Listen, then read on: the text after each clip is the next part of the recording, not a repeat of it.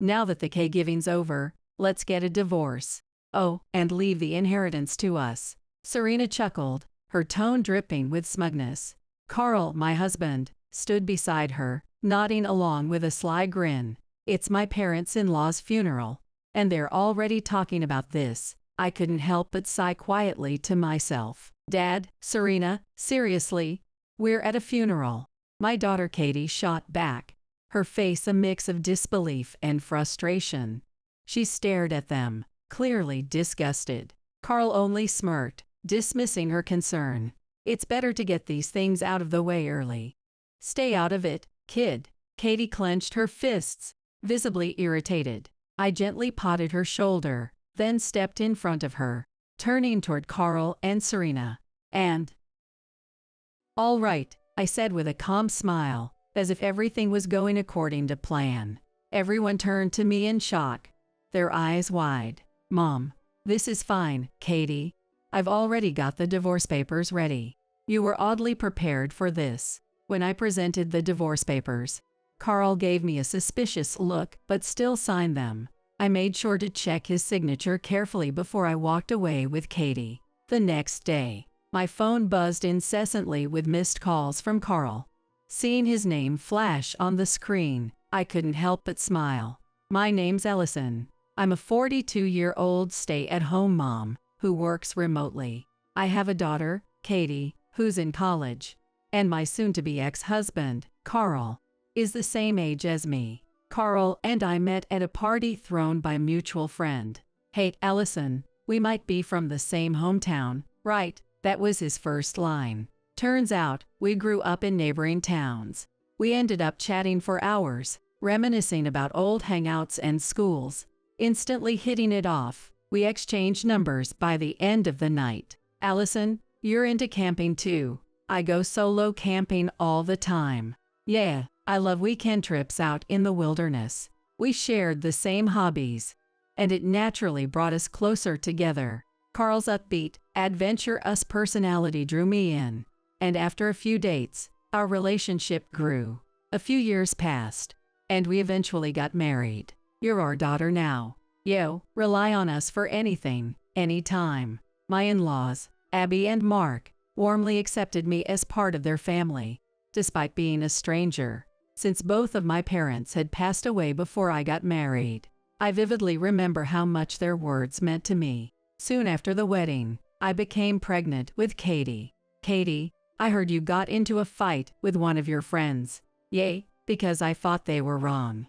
Katie has always been the type to calmly speak her mind, no matter if the other person is a boy or even an adult. Sometimes it gets her into trouble, but most of the time, she isn't wrong. And if she is, she's the kind of kid who will apologize sincerely. Don't just think you can keep everything to yourself. Even you, Mom, you need to speak up when something's bothering you. I know, but sometimes it just feels like a hassle. That's exactly the problem. If you keep letting things slide, it won't be good for anyone. Katie doesn't hold back, even with me, which often leaves me chuckling at her blunt honesty. Katie's got a good head on her shoulders. Yay, I'm looking forward to her future. "Thanks, Grandpa, Grandma." Abby and Mark would always watch our conversations, smiling fondly. Katie adored them, and she never said anything harsh to them. Abby and Mark were equally fond of Katie, showering her with love and care. "Ellison, you must be busy, right? Leave Katie to us." "But Mom, aren't you already dealing with a lot?" "It's fine. Taking care of Katie is a welcome distraction." Whenever I was swamped with work, Abby and Mark would happily look after Katie, letting me focus on my job. I was immensely grateful to them for that. All right, time to get to work again. For the sake of my precious family's smiles, I continued working hard, both at my job and at home. Nowadays, our home is filled with laughter and happiness, but 12 years ago, things were tough. "What? Abby and Mark have been taken to the hospital." I received a call from the hospital while I was working. Apparently, Mark had collapsed when he was out, and when Abby heard this news, she panicked and fell down the stairs. Both were rushed to the hospital. I quickly informed my boss, and dashed to the hospital. "Carl, what are you doing?" I repeatedly tried calling Carl from the cab on my way to the hospital, but he didn't answer. Frustrated, I texted him, "Get to the hospital as soon as possible," and hurried to the hospital. At least it's a relief that their lives aren't in danger. I'm so sorry for causing such trouble. Mark had a pre-existing condition, and it seems he collapsed due to a flare-up. Luckily, they were in a busy area, and someone called an ambulance right away. Thanks to that, they were able to treat him quickly, and the doctor explained that with about a month of hospitalization, he should recover. However, he would need assistance moving forward. I'm sorry for disturbing you at work. I never imagined something like this would happen. Abby had fractured part of her leg, but her life wasn't in danger, and thankfully, she hadn't hit her head, so there were no signs of long-term damage. With proper rehabilitation, she'd be able to live without major issues. Please don't worry about it at all. But what should we do from here? For now, since they were in the hospital, there was no need to worry about their daily lives. However, the real issue would arise after they were discharged. At that time, we were living in an apartment about an hour's drive from my in-laws' house. My sister-in-law, Serena, lived far away, living with her boyfriend. This left Abby and Mark alone in their home. No matter how much rehab they do, it's worrying to think of you living alone, isn't it? Yes, it is. Abby nodded anxiously at my words. It was only natural to feel that way. Abby would be dealing with her own recovery, and on top of that, there was Mark's condition to worry about. As I was trying to figure out what to do, "How are Dad and Mom doing?" I received a text from Carl. I excused myself from Abby and called Carl. "Stop calling me so much. I'm working." Carl finally picked up the phone, sounding clearly annoyed. I was furious. How could he be so indifferent when his parents had been rushed to the hospital? I struggled to hold back my irritation and explained the situation with his parents. "So that's what happened. And I think it's going to be tough for them to live on their own after they're discharged. Then just move in with them and take care of them yourself." "What?" Carl nonchalantly suggested that we live with them. I had, of course, considered the idea of moving in. It would be difficult to manage looking after Katie, who had just started elementary school, while also commuting to check on Abby and Mark. Serena wasn't the type to help with caregiving. I've been thinking that the apartment is a bit cramped anyway. Plus, my parents' house is closer to the office, so it's convenient. Well, that's true, but all right, make sure we're moved in by the time Dad and Mom are discharged. With that, Carl hung up the phone. I sighed at how Carl had decided everything on his own, then explained the situation to Abby and Mark. "Oh no, we can't burden you like that." "Exactly. There are plenty of facilities that can help these days." But in Carl's mind, the decision is probably already made. Besides, I'd feel more comfortable this way too. Fortunately, Katie's school was located between the apartment and my in-laws' house, so she didn't need to transfer. After discussing things thoroughly, we all agreed to move in with Abby and Mark when they were discharged. "We don't want to keep being a burden on you. I'll help out, too." Abby was motivated in her rehabilitation, and she helped with what housework she could. Katie also pitched in, so we had no problems living together. Moreover, when I talked to my boss, they allowed me to switch to remote work, which enabled me to balance my job and caregiving. Mark, too, did his best to avoid being a burden and cooperated with everything, which made me think moving in together had been the right decision. Carl's coming home late again. It seems he's busy with work. The only issue we had was Carl. He made no effort to help with housework, child care, or caregiving. Even Abby and Mark were exasperated with him. "We're fine without Dad around," Katie would say. Even she had given up on him. Still, I figured it was better not to have him around getting in the way. So I endured his behavior without saying anything. A few years later, it's been a while, still alive, Serena showed up out of nowhere. I had been working when she brazenly barged into the house, and I rushed to the front door in surprise. "Serena, what are you doing here all of a sudden?" Oh, is there a problem with me coming to my parents' house? Of course, there is. You haven't contacted us in ages, and now you suddenly show up out of the blue. As I voiced my surprise, Abby, who was standing behind me with a suspicious look on her face, also spoke up. By this time, thanks to rehab, Abby had regained enough mobility to move around with a cane without needing assistance. Seeing Abby like that, Serena gave a sly smile. You're looking better than I thought.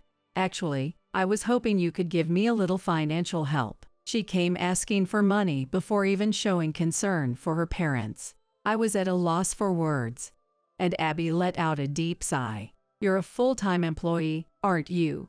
Even though you're earning a proper salary, you've come here to ask for money. Well, Ryan's being stingy. Currently, Serena is working as a secretary for Mark's uncle, Ryan, who owns a company. By the way, Carl also works at the same company, meaning he can't go against Ryan. Ryan is a serious person who treats everyone equally, whether they're family or company executives.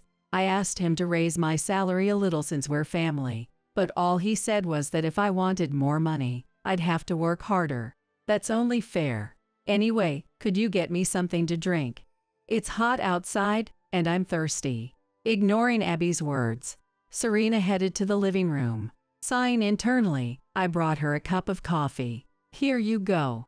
That took long enough. And coffee? Really? Shouldn't you be offering beer or something on an occasion like this? It was unbelievable to hear that from someone who had shown up unannounced. I struggled to suppress my irritation and handed her the coffee with a forced smile. I apologize for that, but I'm working right now. Oh, don't worry about it. You can go back to your work, Allison. Serena gave me a condescending look as she spoke. Working from home. It's probably just some petty side gig, right? Must be sad, making only a few dollars while pretending it's a real job. Her words irritated me. I have nothing against side jobs, but being mocked like this made my blood boil. For your information, I'm earning about the same as Carl. And it's a proper position, with decent responsibilities. Well, whatever. Anyway, I've met someone recently, and I really like him. With that, she shifted her attention from me to Abby, launching into a boring brag about her new boyfriend. Abby listened disinterestedly, while giving me a look that told me I was free to leave. Grateful for the silent cue, I slipped out and returned to my workroom. Enough. Get out of here right now. A while later, I heard Mark's angry voice, though he needed assistance to move. His cognitive abilities were perfectly fine. He was probably scolding Serena as a father. Not long after, I heard Serena's voice shouting, especially when your daughter came all the way here. Don't expect me to rely on any of you anymore. Then came the sound of the front door slamming, and I knew she had left. Once it had quieted down, I headed to check on Abby and Mark. Are you both all right? Yay, sorry for the commotion. Don't worry about Serena. We'll handle her. Abby and Mark were clearly exhausted. Seeing them like that, I couldn't help but wonder if there was anything I could do to help. However, no good ideas came to mind, and I found myself deep in thought. Hey, Carl. About Serena. Since then, Serena had made several more sudden visits, always leaving behind some form of trouble. She interrupted my work and caregiving, deliberately made a mess of the house, and continued to behave obnoxiously. Abby and Mark would scold her, but it never seemed to bother her. You can't even manage to live your life without relying on others. She sneered, leaving with something valuable each time. We tried taking away her keys a few times, but, I'm coming in. Serena, where did you get a key? That's none of your business. Somehow, she always managed to get a new key and let herself in, making it difficult to keep her out. Worried that she might eventually cause problems for Katie, I decided to consult Carl. Serena won't listen to me, no matter what I say. But Carl wasn't willing to deal with it. He probably found the whole situation with Serena to be too much of a hassle. Couldn't you at least help a little? You don't do anything around the house. I contribute by paying the bills, don't I? Carl was a so-called elite employee, steadily rising through the ranks of his company. He made more money than his colleagues and contributed a large portion to our household expenses, which was true.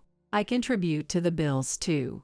And on top of that, I handle the housework and caregiving. Remote work doesn't make much money. Anyway, I'm leaving all of that to you.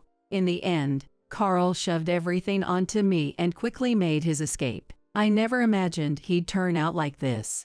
Before we got married, Carl was admired for stepping up and taking on difficult tasks, but now he only seemed concerned about his own self-preservation. My affection for him had been fading by the day. But Abby and Mark are good people. I'll just have to endure this, at least until Katie gets into college. I've always been good at enduring things, but it seems Katie didn't like seeing me that way.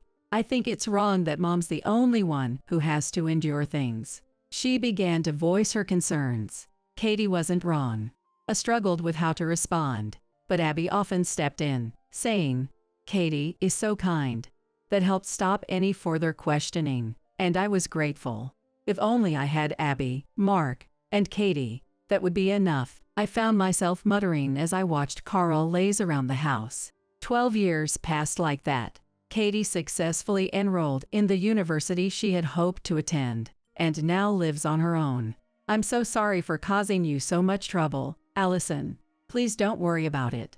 I'm the one who's grateful for everything you and Abby have done for me. But both Abby and Mark had steadily grown weaker over the years. Mark's condition worsened slowly, and he was eventually hospitalized. Abby, on the other hand, without you, Allison, I don't think Abby could have managed at all. Abby had been tormented by the weight of caring for Mark and dealing with Serena's behavior, leaving her mentally and emotionally exhausted. Just the other day, she collapsed at home and was rushed to the hospital. But sadly, she passed away. I have to live a little longer for Abby's sake, at least. Thank you, Allison.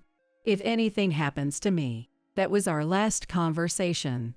Shortly after, Mark's condition worsened suddenly, and he passed away as well. Grandpa, Grandma, they were so close, they even passed away together. Katie tearfully said as she arrived at the hospital after I informed her of the news.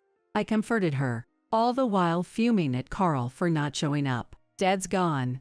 Well, he sure took his time after that collapse 12 years ago, Carl said when he finally arrived, 3 hours after Katie. Frustrated by his behavior, I recalled my last conversation with Mark and held back my anger. Let's just hold the funeral with Moms. It's less hassle that way. Take care of the arrangements. All right, I responded coldly, but inside, I was thinking, just wait. I'll get my revenge. Not long after, Abby and Mark's funeral was held. Many people came to pay their respects, a testament to how loved and respected they were. My deepest condolences. Thank you. May I ask how you knew Abby and Mark? Actually, I've been dating Serena, and we were planning on coming to introduce ourselves as we intend to marry soon. Among the mourners was Bruce, Serena's much boasted about boyfriend. He was extremely polite, making me wonder why he was with someone like Serena. Allison, can I have a word? Carl called out to me after we had finished greeting the guests. Dad might pull something, so I'm coming too, Katie said, clearly having lost all trust in Carl. We entered a separate room, where Serena was already waiting, smirking in a way that made me uneasy. Carl joined her. So, what do you want? First of all, thanks for all your hard work taking care of the parents. Because of you, we got to enjoy an easy life. His words sounded appreciative, but the sneer on his face betrayed his true intentions. And then, he said the worst thing. Now that the caregiving's over, let's get a divorce. Oh, and leave the inheritance to us. Serena chimed in with that same wicked grin. They had no shame, saying such things right in the middle of Abby and Mark's funeral. I sighed inwardly, thinking how low they had sunk. What are you talking about, Dad? We're in the middle of a funeral, Katie snapped, glaring at them in my place. But Carl just laughed mockingly. These things are better handled quickly. Stay out of it, kid. Katie's frustration was evident on her face. I gently patted her shoulder and stepped forward to face Carl and Serena myself. And, all right, I said with a calm smile, as if everything was going according to plan. Everyone turned to me in shock, their eyes wide. Oh, but can we at least finish the funeral? I'd like to properly send off Abby and Mark. If we leave now, it might look suspicious to the others. Well, yay, that's true. I smiled to myself, determined to see the funeral through. Katie pulled at my arm. Mom, this is fine. I've already prepared the divorce papers.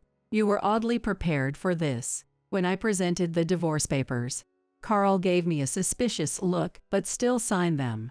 I made sure to check his signature carefully before I walked away with Katie. Mom, are you really okay with this? It's fine, actually. I began explaining my plan to Katie, and she smiled, understanding my intentions. At that moment, is what you just said true? Bruce approached us. I explained everything to him as well, and he agreed to help us. All right, it's going to get busy. I'm ready. I want to repay Grandpa and Grandma too. After the funeral was over, I grabbed the bags I had packed in advance and left the house for good. Don't bother contacting me, Carl called after me as I left. I won't. There's no need, I replied, knowing full well he'd be calling me soon enough. The next day, I checked my phone to find a flood of missed calls from Carl. I couldn't help but laugh. Just then, my phone rang, and I picked it up. What's wrong? Didn't you say not to contact you? This is serious. Ryan showed up out of nowhere and told me to get out of the house. Oh, you didn't know? That house is a rental. In fact, the real owner of the in-laws' house is Ryan. Carl and I had been paying rent to live there the entire time. But Dad bought this house after working so hard for it when he was young. That's not entirely wrong, but things changed after that. Mark had purchased the house after achieving business success in his younger years. However, when his illness was discovered soon after, he and Ryan came to an agreement. Mark transferred the house to Ryan to prepare for any emergencies, and in return, they were allowed to live there at a low rent. I was told about this right after we got married.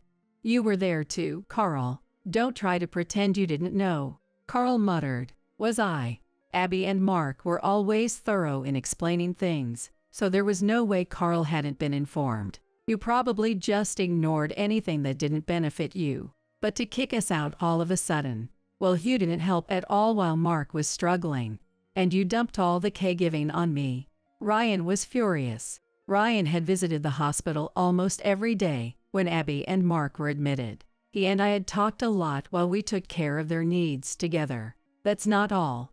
What's this about Dad's inheritance being almost nothing? Yes, the inheritance Carl and Serena had been eagerly waiting for. There was nothing to inherit from the start. They had no choice, Carl. Abby and Mark lived in a body that wouldn't cooperate with them. They had expenses to cover. Abby and Mark, not wanting to burden me too much, had outsourced some of their caregiving. Additionally, they had prepared most of what they needed themselves, which meant they barely had any savings left. And above all, they had made one thing clear. I don't want to leave any inheritance to those ungrateful people, Mark had said, deciding to spend all of their savings.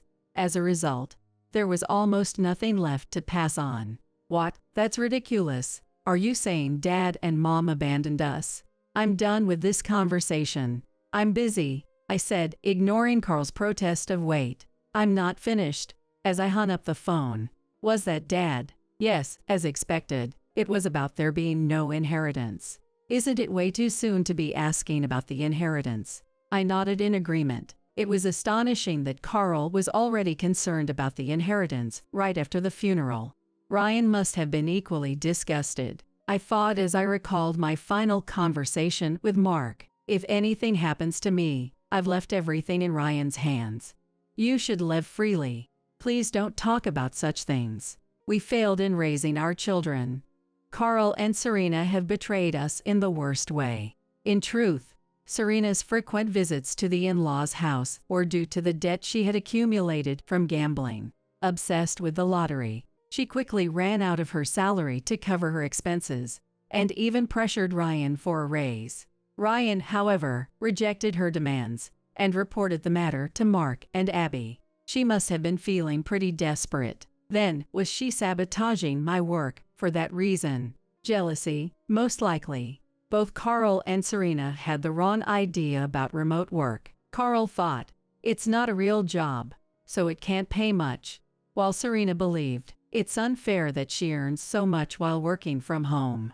That's why they were trying to interfere with your remote work. They probably thought you were making easy money, while they were struggling. I was stunned by what Mark told me. There's no such thing as easy work, and though I worked remotely, my days were constantly busy. It's precisely because I worked hard that I earned a good salary. And on top of that, Carl is having an affair. What? According to Mark, Carl was in a relationship with a subordinate at his company. When Abby and Mark were rushed to the hospital, Carl hadn't arrived immediately because he was with his mistress. Apparently, he had also been dumping his work onto other employees so he could spend more time with her. And if that weren't bad enough, he's been giving your savings to Serena. You've got to be kidding. That can't be true. I had a separate bank account from the one where my salary was deposited, a bank account where I kept my savings from before I got married. That account was reserved for Katie's wedding expenses and my own retirement, so I made sure not to touch it. Apparently, someone saw Carl with his mistress. They blackmailed him, demanding money in exchange for their silence. Carl, who had little of his own savings left after spending lavishly on both his living expenses and his mistress, couldn't afford to keep up. He knew that if he touched our shared account, I would notice immediately, so that's why he went after the savings I had put away from my single days. I hadn't made any deposits into that account in years, and it had completely slipped my mind. Carl must have known that and used it. I'm really sorry. Please don't apologize. In fact, I'm grateful you told me. I wasn't sure what to do. As I contemplated, I thanked Mark. I've told Ryan to take back the house as soon as Abby and I are gone. After that, you're free to do as you please. With those words, Mark bid me farewell and passed on to heaven. That was the conversation I had shared with Katie and Bruce at the funeral. I'm going to make him regret it thoroughly from now on. I had already consulted a lawyer about the affair and Carl's misappropriation of my savings. Initially, I thought I might wait and give him a chance to make things right. But after Carl teamed up with Serena to drive me out of the house, I knew I couldn't hold back any longer. I might end up causing you some trouble. It's okay, Mom. I'm strong, and you don't have to hold back anymore. With her approval, I was free to act. I should make a few more calls. To drag Carl and Serena down into hell, I began to take action. Hey, what did you do? 3 days after Carl's call, this time Serena contacted me. This is all you're doing, isn't it? I have no idea what you're talking about. My boyfriend broke up with me. You had something to do with that, didn't you? Apparently, her liar boyfriend, with whom she had been discussing marriage, had abruptly ended their relationship. I thought I was set for life with a future husband who's a lawyer. What did you do? For your information, I didn't say anything to him. While we were discussing the situation at the funeral, Bruce had walked by, overheard our conversation, and approached us to ask what was going on. That's how he learned the truth. Thank you for telling me. Here is my business card. At that time, Bruce had given me his business card, and that's when I found out he was a lawyer. Curious, Katie searched his name, and it turned out he was highly accomplished in his field. If I can be of help, please let me know. I gladly accepted his offer and enlisted him to handle the divorce proceedings, including seeking compensation from Carl. But there was one thing Bruce absolutely couldn't stand. When I was a kid, my father's gambling habit caused us a lot of hardship. I've always hated gambling ever since. I told Serena about that when we started dating. Despite this, Serena had become addicted to gambling, racking up debt, and constantly asking Abby, Mark, and Carl for money. Once Bruce learned of this, he ended the relationship. Why did you have to interfere like that? I was serious about marrying him. Serena had been genuinely in love with Bruce. She had pleaded with him not to leave, but he had only said, "It's not going to work," and walked away. "Where are you right now? You need to take responsibility and take care of us." After being kicked out of the apartment she shared with Bruce, and with Ryan reclaiming the in-laws' house, she had nowhere to go. "As if I'd tell you. And by the way, you say it's my fault, but isn't all of this your own doing?" At the moment, I was staying at Katie's apartment, where she had been living on her own. I planned to live with her for a while until I found a new place. "I bet you're staying with that brat Katie, right? And if I am, do you even know where she lives? I can just ask Carl, and he'll tell me." I couldn't help but laugh aloud at her response. "What's so funny?" she asked, clearly confused. "Carl doesn't know. He never cared enough to ask. And Katie never told him." Carl had never been involved in the family. Even when it came to Katie's future, his attitude had been dismissive. "Just decide whatever you want. I'll pay if necessary," he said, showing no interest in what Katie wanted. That's why neither Katie nor I had ever bothered to share our address with him. Normally, a dad would know. Well, a normal dad doesn't neglect his family while being obsessed with his mistress. Serena fell silent at that. I smiled as I continued. "I've held back for so long. You, constantly interfering with my work. Carl, dumping all the responsibilities on me. But you and your daughter are just so disrespectful. Well, now no one has to hold back anymore. Everyone told me I should stop putting up with it. So now I'm going to return all the stress I've endured. I'm a person who holds grudges. That's why I haven't forgotten a single thing they did to me. I won't show any mercy." As I said in a low voice, Serena's voice trembled as she muttered, "I'm sorry, please forgive me." But I simply smiled and hung up the phone. A month later, "This time, my relatives have caused you quite a bit of trouble," Ryan said, informing me of what had happened to Carl and Serena. A thorough investigation revealed that Mark's accusations about Carl's infidelity were true. As expected, Carl was fired. And it turns out Serena had been using her connection as the CEO's niece to do as she pleased. Serena was given the choice to either resign or be fired. Shocked from being dumped by Bruce, Serena chose to resign voluntarily. Now both Carl and Serena were unemployed and struggling. "Thank you for letting me know," I said, ending the call with Ryan. He had always been kind to me, but I think this will be the last. But I had already decided to sever ties with anyone connected to Carl. "Have you heard from Dad or Serena since then?" "Just once. Carl had sent me a message apologizing, saying, 'I'm truly sorry. Can we try again?' I ignored it and immediately blocked him. They can work hard in their own little hell." I had already collected compensation from Carl through the divorce proceedings.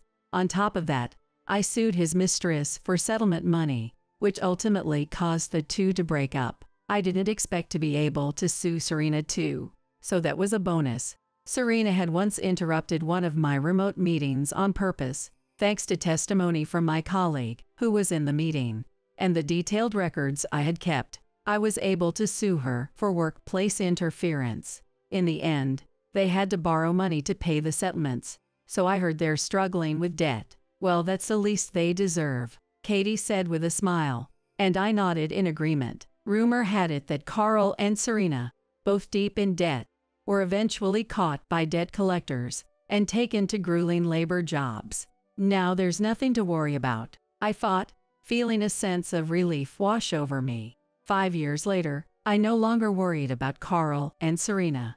I had moved out of Katie's apartment and now enjoyed a peaceful life living on my own. My career had flourished, and I was now the head of a department specializing in remote work, which had become a major part of the company. I was living a fulfilling life, but today was particularly special. I wonder what kind of person she'll bring. Today, Katie was bringing her fiancé to visit my apartment for the first time. I had been excited since morning. A person who chooses Katie must be kind. As I waited for Katie and her fiancé, I reflected on the gifts I had received from Abby and Mark. Now it was my turn to pass those gifts to Katie and her future husband. With that thought, I eagerly awaited their arrival. I always looked down on William, who pushed all the housework and childcare onto me. That William came back from his business trip. He left his cell phone on the sofa and went to take a shower. The ringtone sounded, and when I looked at William's cell phone, I saw a message from a woman. "I know your passcode." Catherine gasped as she opened the message screen. "Let's have a date at the end of next month. It's our 10th anniversary after all." Sean, who was peeking at the cell phone screen with me, said with a bitter look on his face. "I saw him cheating." "What?" "I saw him on the last day of the school trip." The image on the cell phone Sean showed me captured William entering a hotel, snuggling up to a young woman. I was overwhelmed by a feeling of emptiness. I've been betrayed for 10 years. Catherine and Sean looked at me with concern as I sobbed. Eventually, Catherine and Sean expressed their anger. "We'll make him regret it and show him hell. I won't forgive him even if he apologizes deeply." And so, the children's revenge plot began. I'm Misty, a 50-year-old working mother. This year marks the 14th year of my marriage to my husband William. I met William through a matchmaking service. I was attracted to his stable income from working at a large company, but his refreshing aura and bright smile were especially charming. I quit my full-time job after graduating college to accommodate William's wish for me to be home when he gets back from work. However, once we got married, his attitude changed completely. William turned out to be the kind of person who looks down on others and spews verbal abuse with a smile. During our courtship, William narrowed his eyes at a baby in a stroller, saying how cute, and enthusiastically told me, "I want 2 kids. Ideally 1 boy and 1 girl." You're right. It sounds lively and fun. But as if that conversation never happened, William pushed all the baby care onto me just 1 month after giving birth. "I'm still not back to normal after coming back from my parents' house. If you're not good at housework, at least help take care of Sean." Even though I desperately tried to convey this, he brushed me off with an exasperated look. "Why are you being so needy? Taking care of the baby is the mom's job, right?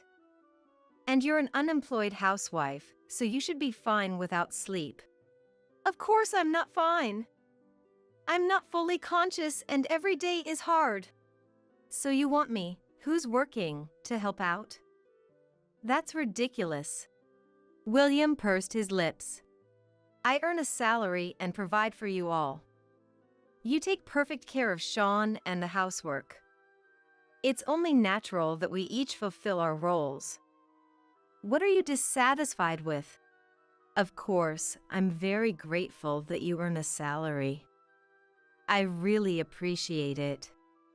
But William, you're Sean's dad, right? Bathing him, changing his diapers. Even if it's just on your days off, please take over those things for me." When I appealed to him with teary eyes, William glanced at Sean sleeping in the crib and uttered a shocking line. "I just can't." "What?" "You know, babies are smelly and dirty, right? I'm a neat freak, so I hate getting dirty. I'll hold him at least, though." He dealt another blow to my dumbfounded self. "Also, Misty, you've been looking a bit grimy lately." "Huh?" He told me with an annoyed expression as I frowned. "Your body shape has deteriorated since giving birth, and you've stopped dressing up. Your hair is a mess as you take care of Sean. You don't even look like a woman anymore." "That can't be helped," I shouted without thinking. "William, you have no idea how hard it is for me every day. Feeding milk every 2 hours day and night, rushing over whenever I hear crying. I put myself second. That's the life I lead. That's just an excuse, right?" Actresses and such return to work right after having a baby. They stay beautiful, so recognize your lack of effort. I was at a loss for words when he teasingly said that. Some time passed again. When I expressed anxiety about Sean not eating solid food, William cut me off in one fell swoop. "It's because your cooking is bad." "What?" "I put up with it and eat it every day too. Babies are honest." He laughed loudly, and I felt like crying. While pushing all the housework and childcare onto me, William only hurled criticism, and I gradually became exhausted. William also criticized me at every turn, comparing me to other women. "Carol next door is always beautiful. Hard to believe she has a high school-aged son. She sets her long hair nicely, it's great." I replied, feeling sick to my stomach at William's dreamy expression. "I want to go to the hair salon for the first time in 6 months too. Can you watch Sean?" Then William raised his voice. "Huh? Why should I? Just for half a day is fine." Hey, you're supposed to make time for yourself." William spoke with a mocking air. "Unlike you, I only have weekends off. Are you going to take that away too? Are you going to make me work at home too?" I retorted, not backing down. "William, you go out alone on your days off and fully enjoy your time off at home playing games. But I don't have any days off, 24 hours a day, 365 days a year. That's to be expected since you're the mom. You're the dad too, you know. And $30 a month for an allowance is way too little. I can't even properly buy cosmetics." William slammed his teacup on the dining table. "You should be grateful you even get an allowance while unemployed. You're being cheeky even though I'm supporting you. That's why I decided to manage the household finances. In our house, it's not me, the housewife, but William who manages the household finances. When we got married, I agreed without thinking deeply about it, but I soon regretted it. The thing is, William absolutely never shows me his pay stubs. I properly give you living expenses. What's wrong with me freely using my own salary?" When I asked to see the bank book and pay stubs, he would invariably get in a bad mood, so I eventually gave up pursuing it. Even when William was home on his days off, he would only speak to Sean on a whim or play with him to some extent. You could say he was almost indifferent.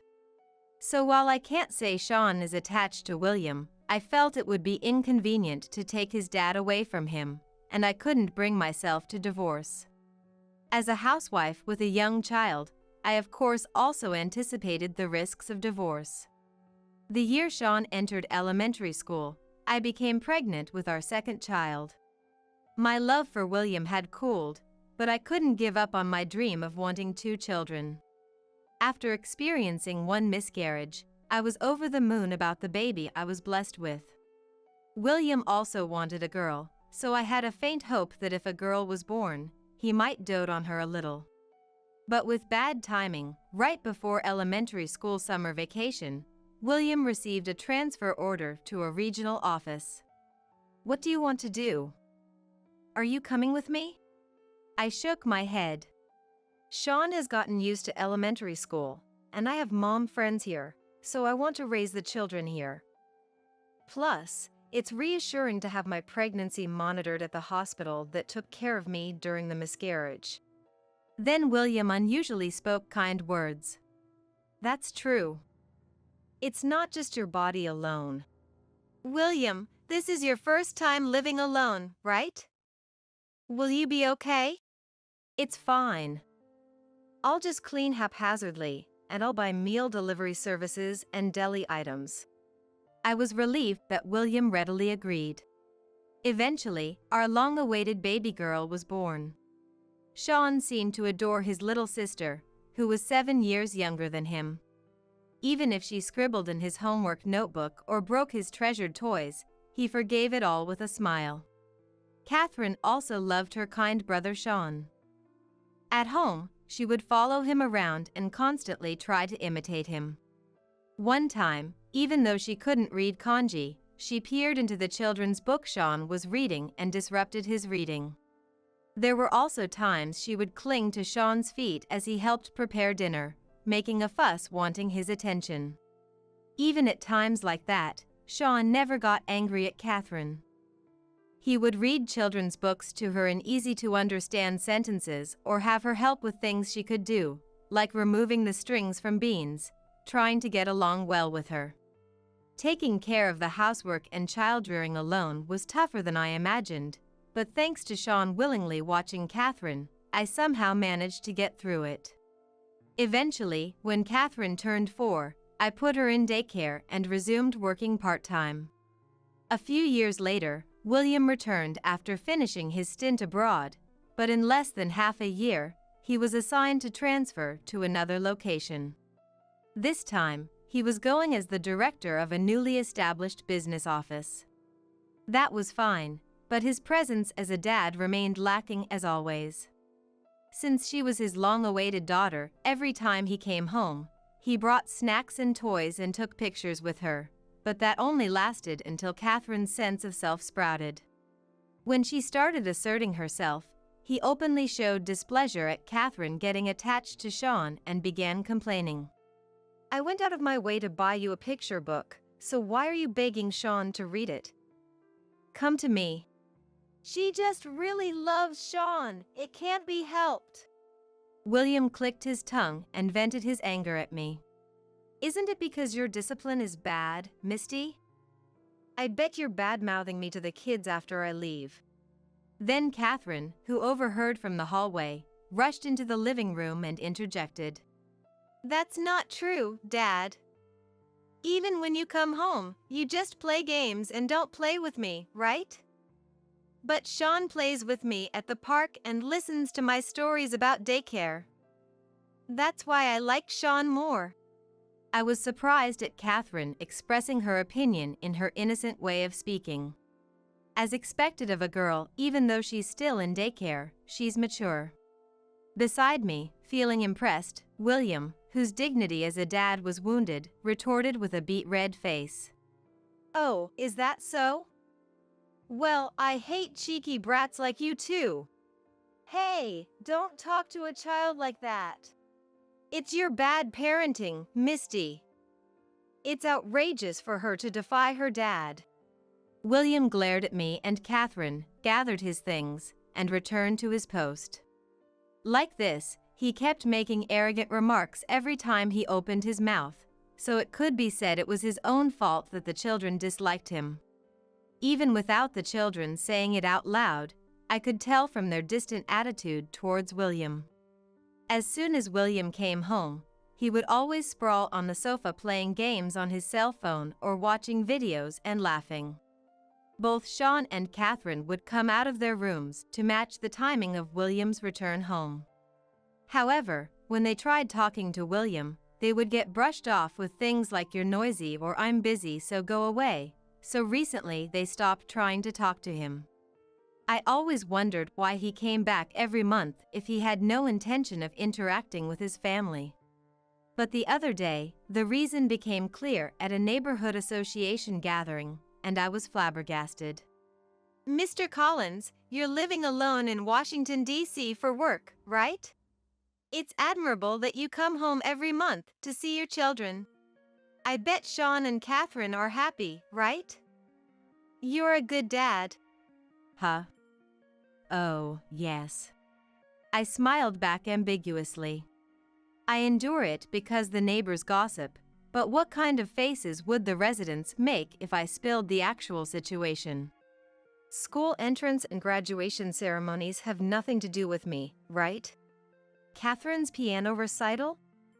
Sean is participating in an English debate competition? You go.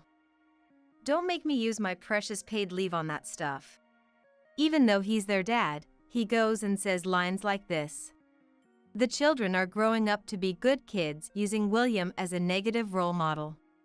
Catherine, who attends the local elementary school, serves as a class representative, and Sean entered one of the top college prep schools in the state. He inherited William's intelligence and is enrolled in the advanced class. Unlike William, he doesn't show off his smarts or look down on others. He's a kind child who cares about family. The lively and energetic Catherine serves as class rep and has many friends. I'm surprised at how different the siblings' personalities are. In the fall, I purchased a gym bag and a large backpack. They were for Sean to use on his school trip. Dad lives in Georgetown too, right? Maybe I'll run into him somewhere. Even though he doesn't like William, he seemed to look forward to possibly meeting him by chance. Sean, who left in high spirits, looked strangely down when he returned home 4 days later. Even when Catherine asked about the trip, he only gave curt responses. But then, as I was washing dishes after dinner, he tried to talk to me several times, hemming and hawing, but in the end gave up on saying anything. Sean, what's wrong? No, it's nothing. I'm tired, so I'm going to bed. Okay. Good night. Good night. With slumped shoulders, he weakly climbed the stairs and quietly closed his bedroom door. After that, Sean was depressed for a while. When William came home at the end of the month, Sean shut himself in his room with a displeased air and didn't come down even at dinner time. It was rare for the good-natured Sean to act like that. During the meal, I suddenly had an idea and brought it up to William. It must be a hassle to come home by plane, right? Why don't I go to Washington, D.C. sometimes? I can cook for you and tidy up your room. Then William's face changed color. For some reason, he refused in a flustered manner. No, it's fine. You're busy too, right? Don't worry about me. Really? I felt something was off. Before he would always say, husbands should always take care of their wives, and now this? After dinner, while William was taking a shower, his cell phone started ringing, left behind on the sofa. A message popped up on the screen. Casually glancing at it, I gasped in shock. It was a text from a woman. William, I assume you're with your family right now? I miss you so much. Based on the content, she was most likely his mistress. Her name seemed to be Aurora. Catherine, who saw it just like I did, picked up the phone. I know his passcode. Hey, you can't just snoop through someone's phone like that. I scolded her, but Catherine just grinned mischievously. It's fine. Dad takes forever in the shower. That's not the point. That reaction totally proves he's cheating. As Catherine entered the passcode, Sean came downstairs. He peeked at the messaging app with us. When their conversation appeared, Sean's face darkened. He let out a deep sigh. I knew it. Catherine, about to scream, hurriedly covered her mouth. Let's have a date at the end of next month. It's our 10th anniversary after all. We'll have a fancy dinner, stay at a hotel with a great night view, and spend a lazy morning in my room. I'll wear that designer dress you recently bought me. Dad was really cheating on you. Catherine was visibly shocked. Then Sean spoke quietly, a bitter expression on his face. I saw him cheating with my own eyes. What? I spotted them on the last day of my school trip. Sean zoomed in on an image on the phone. My knees nearly gave out from under me. It was a photo of William arm in arm with a young woman, entering a hotel. There's no doubt about it now. It's definitely an affair. On the last day of the school trip, we had free time, remember? While our group was exploring the city, I spotted a couple in the distance entering a hotel. Sean explained with a grim expression on his face. How did you even recognize it was Dad? The age gap between them caught my eye. It was like a parent and child. As I stood there, at a loss for words, Sean apologized regretfully. "I'm sorry. I wanted to tell you as soon as I got home, but I just couldn't bring myself to do it." "No, it's okay. It must have been a terrible experience for you." Thinking about how Sean had been struggling with this alone, I felt a surge of anger towards William. At the same time, an overwhelming sense of emptiness washed over me, as if a gaping hole had opened up in my chest. I let out a dry laugh and spoke quietly. "Haha. It seems like I've been betrayed for 10 years. I guess all I can do now is laugh." "Wait, 10 years? The 10th anniversary mentioned in the message is a celebration of the 10th wedding anniversary." At Sean's explanation, Catherine's eyes widened in shock. 10 years? That means it started when I was still in the womb. And it's been going on ever since? I can't believe it. Unbelievable. I sank into a chair, attempting to keep my tone light but failing miserably. A burning sensation rose in my throat, and large tears began to spill from my eyes. As I sobbed, Catherine and Sean watched me with concern etched on their faces. Crying in front of the children like this was so pathetic. I knew that, but I couldn't control my emotions. When Catherine was in my womb, William had been unusually kind to me. I had convinced myself it was because of a previous miscarriage. But I was wrong. It was simply to ease his guilt over the affair. Sniffling and wiping my tears with the back of my hand, I heard Catherine ask Sean a question. "Sean, you're not planning on letting this slide, are you?" "Of course not." Sean's voice was filled with anger as he replied. Looking up, I saw both Catherine and Sean's faces twisted with rage. "I won't let Dad get away with this any longer. We'll make him see hell and regret it. Yeah. Even if he apologizes deeply, I won't forgive him." My heart swelled with joy. It was inappropriate, but I felt reassured by the siblings teaming up together. I told myself that I couldn't just sit here crying weakly. I needed to be stronger. Sensing William coming out of the bathroom, I fled to the bedroom. If I faced William now, I felt like I would confront him about the affair. Sean and Catherine said they would get revenge, so I couldn't ruin it. "Mom seems to be feeling unwell." Did she eat something weird?" I could hear their exchange from downstairs. After that, William showed no concern for me and returned to Washington, D.C. again. And the next day.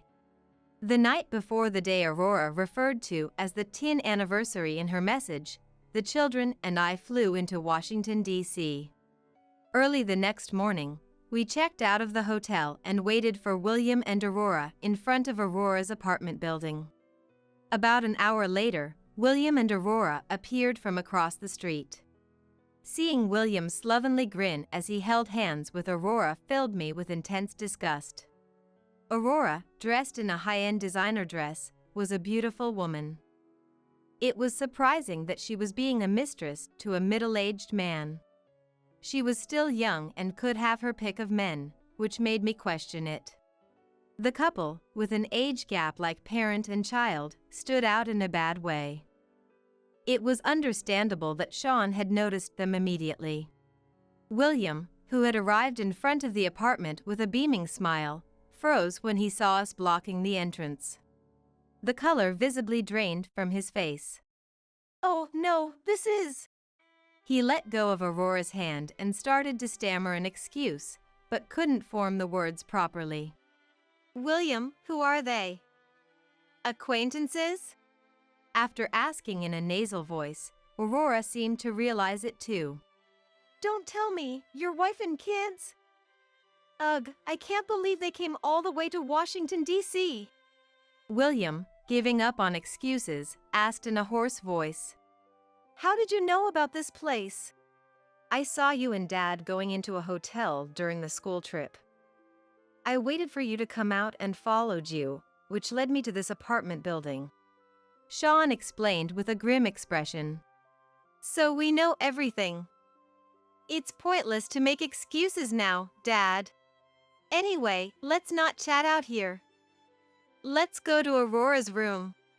As soon as I urged them, William and Aurora flared up in anger. I bet Misty put them up to this.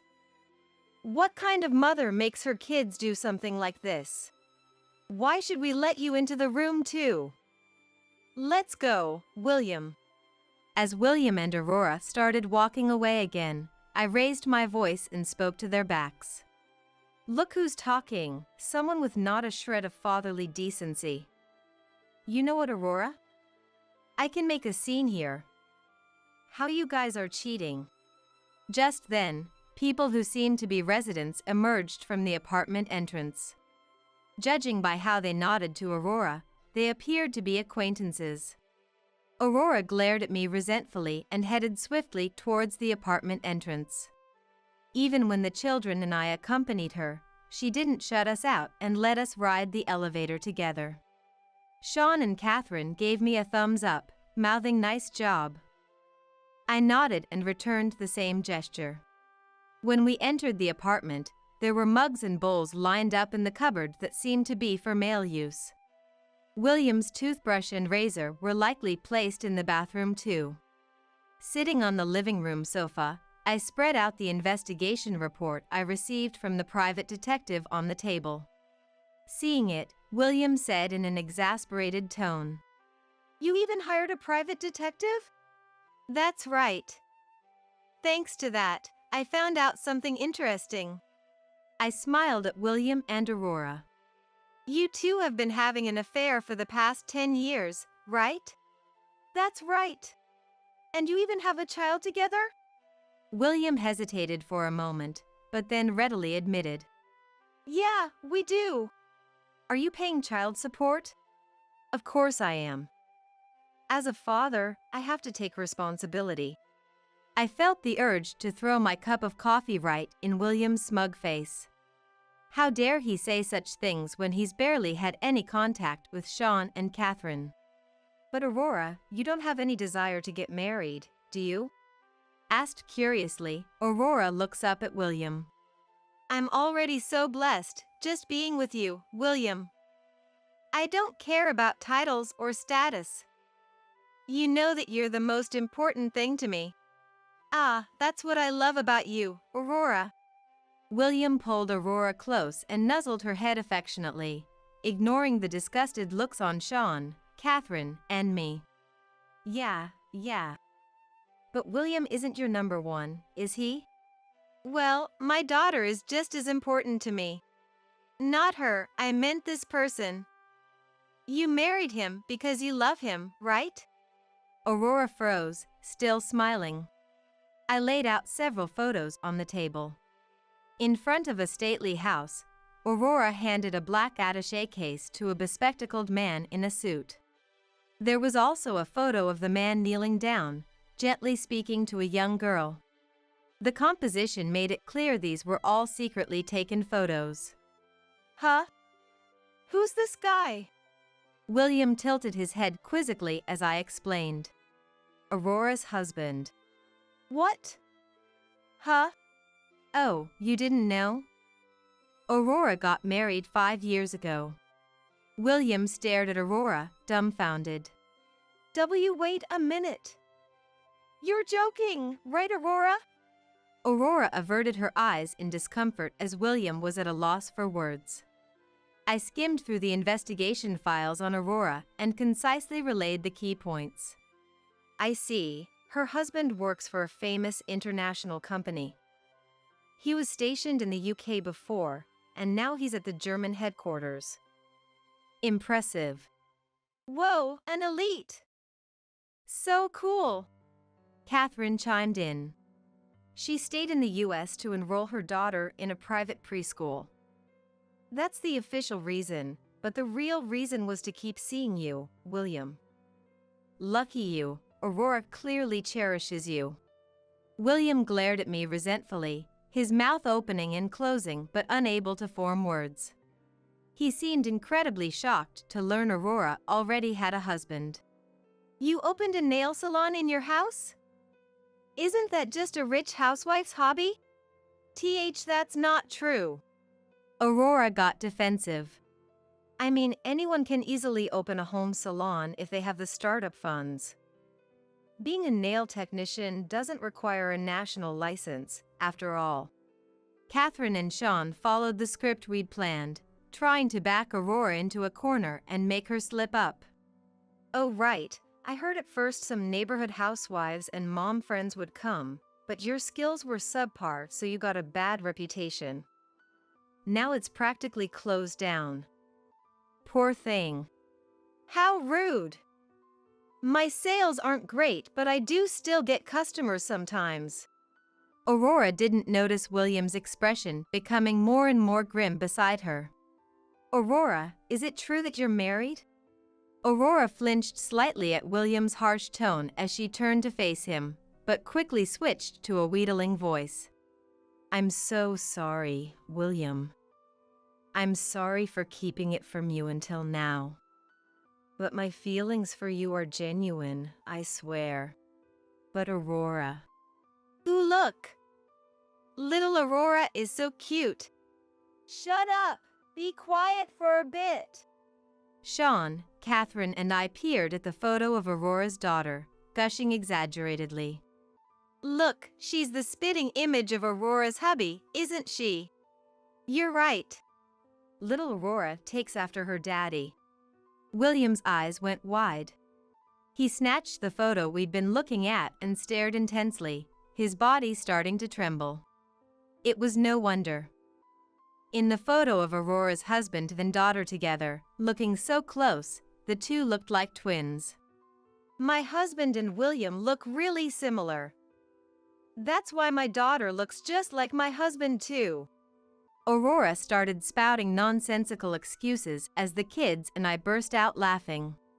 Aurora's husband was fair-skinned and slender with a kind face. In contrast, William had strong, chiseled features with tanned, muscular skin. It would be harder to find any similarities between the two. Just admit it already. She's your husband's child, not William's. I held back laughter as I said it. Beside Aurora, William muttered in a dark voice, head still hanging low. So I've been paying $800 a month in child support for someone else's kid? $800 is double the normal amount. That's so like William, always having to show off. He probably smugly agreed to that absurdly high amount. He must have assumed he could get away with deceiving me since he controlled the finances. With an agonized expression, William continued. The same goes for the rent for this apartment. I paid for my daughter's volleyball classes, clothes, and the latest game console. I was told that the reason I don't get to see my daughter much is because you usually leave her at your parents' house, so I felt like I had no choice. I was convinced. William's face turned beet red, the flush extending down to his neck. So all that money was wasted on some ridiculous nail salon startup? His booming voice made Aurora flinch momentarily, but she quickly retorted. What's wrong with taking money from a rich guy? Pursuing your dreams costs money. It can't be helped. Eyes narrowed and voice raised, her demeanor was a far cry from the woman who had been cozying up to William just moments ago. Sneering at William's shocked expression, Aurora brazenly admitted. That's right.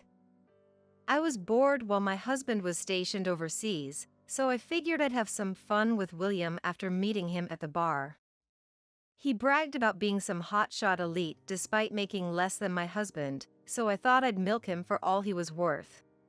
William's face crumpled into utter despair as she spoke. My husband returned from the UK but then took off to Germany right after finding out I was pregnant. I told William as a test and he was over the moon about it. Weird, right? Considering he already has a daughter. I nodded in disgusted agreement at Aurora's mocking laughter. The type to celebrate having a kid but then do none of the actual childcare. Oh, an international businessman. Your husband must be like super smart. Catherine chimed in with naive enthusiasm. Aurora flashed her a smug, victorious smile. Well, sure. But William makes good money too, doesn't he? He gave me quite a lot, after all. The kids and I exchanged glances before looking over at William, who guiltily avoided our gaze. I mean, he does make a decent salary, but... Dad's drowning in debt, Catherine interjected bluntly. Aurora's eyes widened in surprise. Huh? William took out loan after loan to fund your lifestyle. I explained matter-of-factly. His savings are long gone and his credit cards are maxed out on revolving payments. Most of his paycheck these days goes to paying down his debts. Aurora tilted her head quizzically. So then how are you getting by now? On my salary. Now it was William's turn to look shocked. What? But you only work part-time for peanuts, right? Did you forget? I told you I was going full-time once Catherine started elementary school. I'm a branch manager now. I earn about the same salary as you, a section manager. What? Isn't William a director? Misty asked, surprised. You think this man is capable of being a director at the head office? I retorted. The children nodded in agreement, leaving William looking resentful but unable to argue against the truth. Aurora pressed her temples, her confusion apparent. Well then, the story about owning land is also doubtful. Is your only asset the house? That house is in my name. It's an asset I inherited from my parents. William doesn't even pay the property taxes. As the facts were exposed one after another, Aurora seemed completely disillusioned. So he doesn't have much money after all. Then I don't want him. She stared coldly at William, her words sharp. I'm returning him to you, Misty. I don't want him either. And even if you return him now, it doesn't erase the crime of breaking up someone's family. Yeah. I just have to pay compensation for the divorce lawsuit, right? Aurora said, looking bored as she ran her fingers through her long hair. There was no sign of remorse at all. Watching this, Sean fiddled with his mobile phone for a bit before calling someone. Thank you for waiting. Please come in. Soon, the doorbell rang. Aurora, who had gone to answer it, let out a scream-like voice. Hey, Kevin? Why are you in America?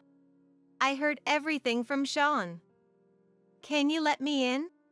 Aurora must have realized that she had no chance of winning even if she resisted. She unlocked the autolock and after a while, let the man who had arrived at the front of the room inside.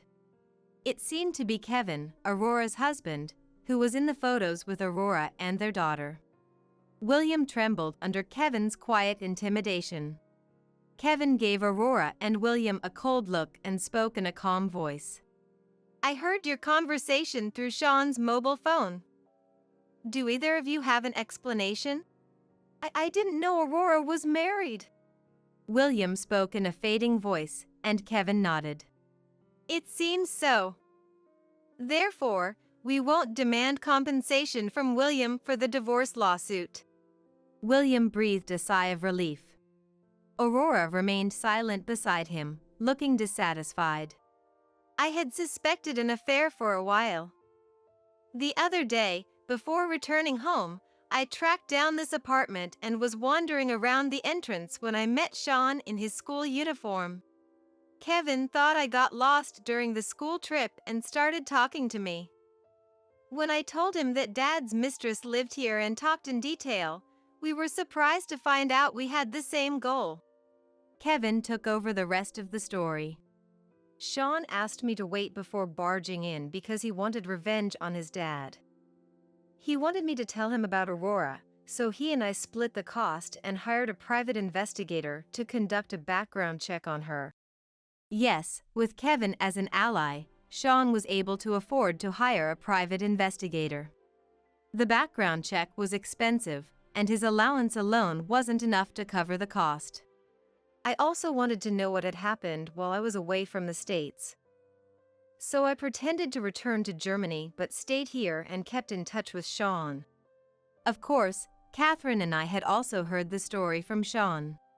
We planned to appear at the end to deal the final blow to Aurora. As expected, Aurora turned pale and held her head in her hands. "Aurora, let's get a divorce. I'll take custody of our daughter. If you love money that much, you can remarry some company president." I'm already 30 years old. Remarriage will be difficult. And how am I supposed to live without your salary? She clung to Kevin, looking as if she might cry at any moment. Kevin gently removed Aurora's hands and spat out his words. "You'll have to work hard. A life of fawning over men and squeezing money out of them won't last anyway." He turned to face me, Sean, and Catherine, and bowed deeply. "I apologize for the trouble Aurora has caused you." "Oh, no, not at all," I said hurriedly, bowing my head and urging the children. "You three probably have a lot to discuss, so we'll be leaving." "Yeah, let's go," Sean agreed. As we got ready to leave, William, who had followed us to the entrance, offered a deep apology. "Misty, I was wrong. I'm sorry. Please forgive me and don't divorce me." "Why don't you want a divorce?" Catherine asked, looking puzzled. "He probably wants me to take over paying his debts instead of him." William's cheeks stiffened instantly. It seemed I had hit the nail on the head. "Are you stupid? What do you think Mom is?" Catherine scolded William harshly. "I don't need a dad like this. I'm cutting ties with you." "I agree. It's too late for a deep apology now. I won't forgive you." Sean spat out angrily. "I'll send the divorce papers to your company housing tomorrow. Make sure to submit them to the city office." "No way." "Hey, wait." William pleaded, his face streaked with tears as we shut the door on him. According to what I heard from Sean, Kevin did as he declared and slapped Aurora with the divorce papers. Of course, he also demanded compensation for the divorce lawsuit and won custody of their young daughter. Kicked out of their grand mansion, Aurora tearfully turned to her parents for help, but they were furious. For the time being, she borrowed money from her parents to pay the compensation to Kevin and me in a lump sum. Now, to pay her parents back, she's working part-time jobs day and night without rest. As for William, even after I sent the divorce papers to his company housing in Washington, D.C., he kept refusing to submit them to the city office. Apparently, he was seriously expecting me to take over paying his debts for him. When I messaged him to submit the papers quickly, I got a flurry of replies. "Please reconsider the divorce. You need me, don't you? You'll regret leaving me." He was so persistent that I had my lawyer tell him, "If you keep delaying, we'll take this to court." Finally, he seemed to give up. William submitted the divorce papers and transferred the compensation to my account. While he kept the reason for the divorce confidential at work, he let it slip to a close colleague, and it quickly spread throughout the company. Feeling uncomfortable, he quit his job and is now making a living with part-time work. Cut off by me and the children, he's working hard every day just to pay off his massive debts. Colleagues say he's complained that there's no joy in living anymore. Now that I'm free of William, I feel much lighter. Sean, Catherine and I are having busy but fulfilling days. Through this incident, I learned that the easygoing Sean has surprising initiative. And the eloquent Catherine showed me what a kind, mom-loving child she is. From now on, I want to protect my precious children and live happily together with them. I'm getting married, so I want you to give me Lily and the kids' bedroom. That's right. You guys can just go live on the streets for all I care. You're not even family anyway. My husband's family mocked me, holding me up as a laughingstock. For some inexplicable reason, even my husband Isaac joined in on ridiculing me. Isaac always does whatever his parents tell him to. He doesn't give a damn about me at all. So that's it, I'm done with them. I'm cutting ties with this wretched family myself. But before I do, there are a whole lot of things I'm going to do to make you all pay. You're the ones who are going to lose everything and bawl your eyes out. Go to hell. My name is Lily. I'm a 46-year-old woman with an insatiable sweet tooth who always stocks up on pink confections when spring rolls around. Whenever I'm stressed out, indulging in some sugary treats really soothes my nerves. These days, a little dessert is all it takes to put my mind at ease, but there was a time in my life when I just couldn't find any outlet for my stress. It was back when I was in my 30s. I was agonizing over my husband Isaac's family situation.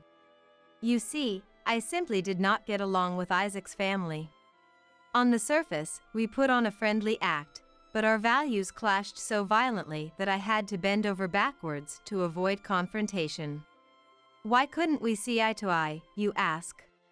My sister-in-law Violet couldn't hold down a job to save her life. On top of that, she was a total mess when it came to men, and my mother-in-law Roseanne wouldn't even try to keep her in check. Far from it. Oh, that girl is just fine the way she is. She coddled her, saying. At the time, Isaac and I had been married for about 5 years, but in all that time, Violet had only managed to stay employed for 2.5 years at most.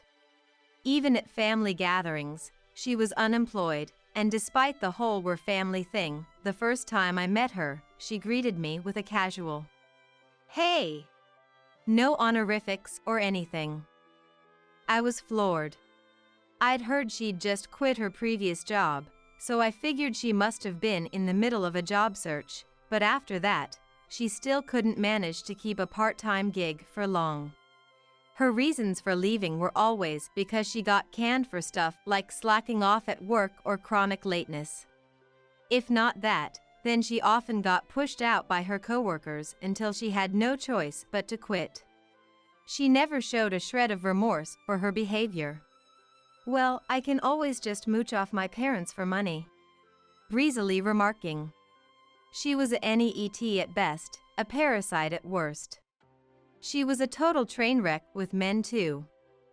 Some of her exes and past flings would come barging into her parents' house in droves to get into brawls over her. Not like they were fighting over who was her main squeeze or anything. No, every last one of them was there to demand she pay back money she'd borrowed, or accuse her of scamming them or other sordid reasons. You wouldn't see drama this squalid even in a soap opera that sells itself on scandalous plot lines. You'd think her parents would at least try to rein in her wild behavior, but Roseanne spoiled her youngest daughter rotten despite the huge age gap between her and my husband.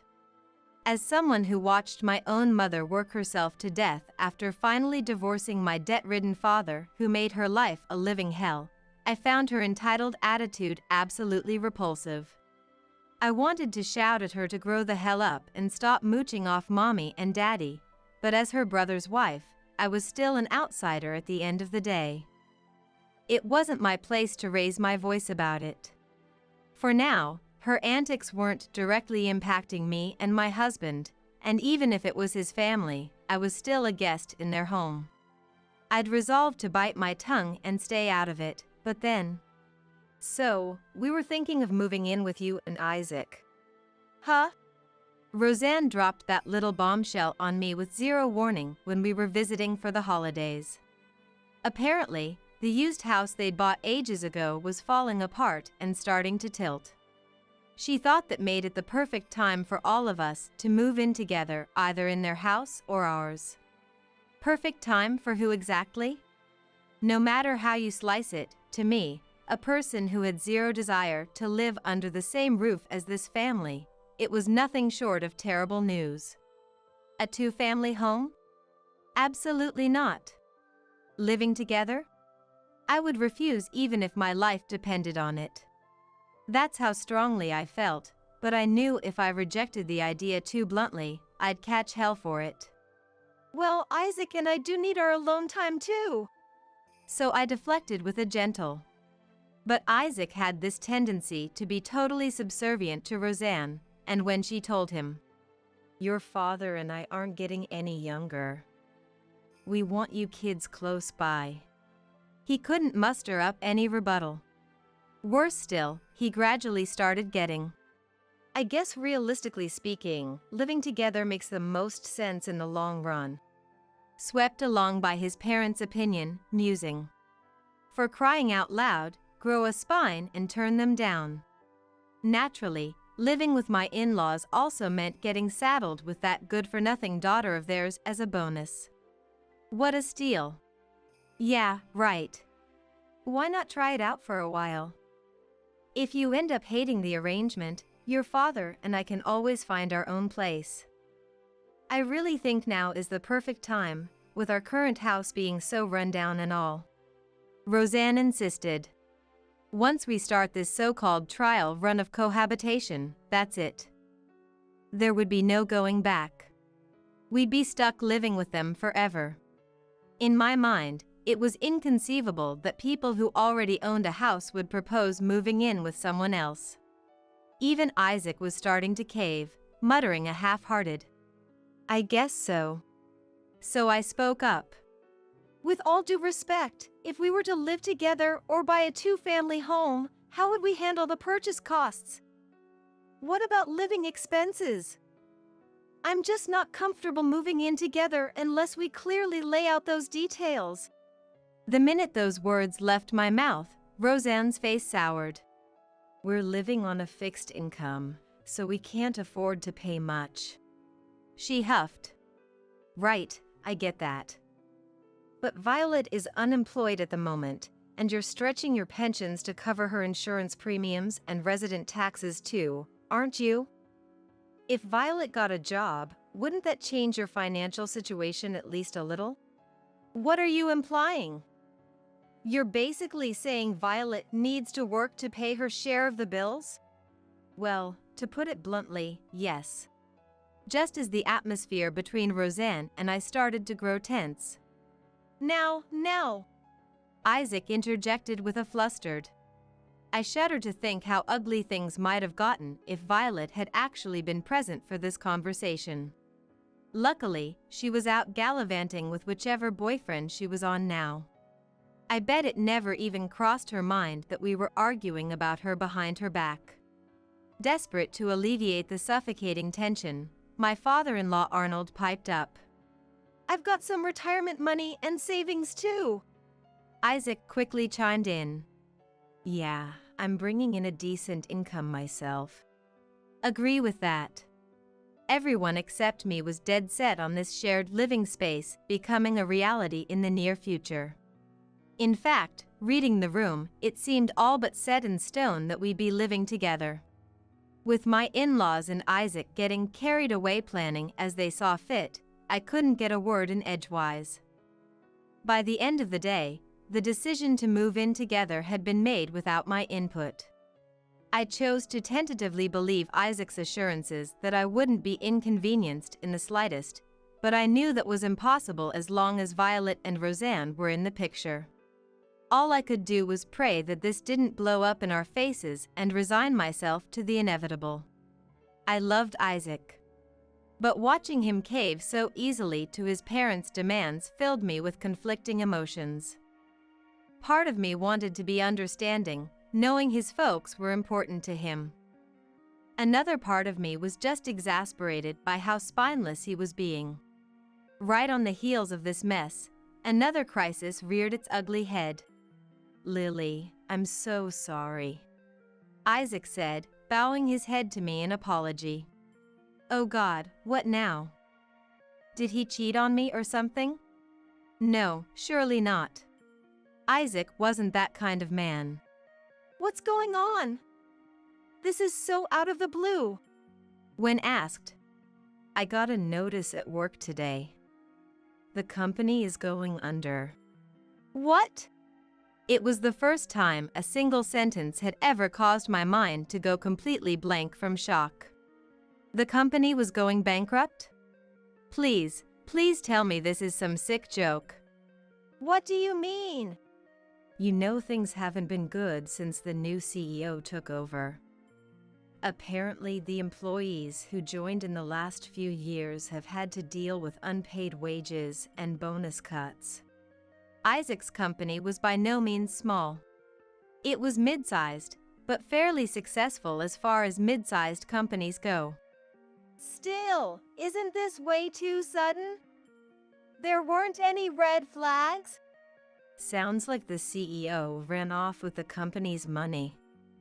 The decision to shut down was made by his wife and the former CEO.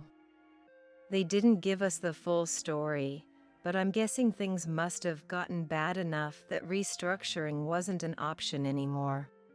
I heard that the CEO's wife was also considering divorcing him over this matter, and it seemed like not only financial issues but also family turmoil were at play. Well, I guess there's nothing we can do if the company's going under. I'm working and have savings, so why don't you start looking for a new job? No! Isaac cast his eyes downward guiltily. His gloomy expression gave me a bad feeling, so I asked him straight out. Don't tell me there's still more problems? After a moment of silence. Actually, Isaac said. It turned out that Isaac had secretly co-signed a loan for one of his colleagues at work.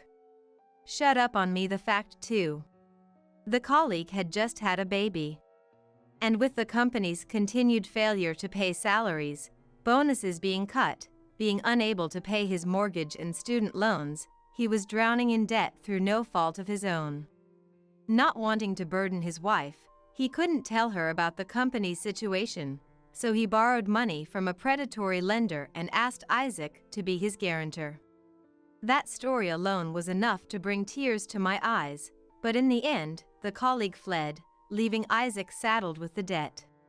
This had already happened about 2 months ago, but Isaac naively thought it would be fine since he still had a job and was getting paid properly. I couldn't help but bury my face in my hands. I never thought things would turn out this way, Isaac said dejectedly. I wanted to rebuke him for being so short-sighted, but I didn't even have the energy to speak. What are we going to do about the house you were going to live in with Roseanne and the others? Didn't you say you were going to sign the mortgage contract this weekend? I'm really sorry. Please, can't you put the house in your name? I'm worried I might not pass the screening with my debt.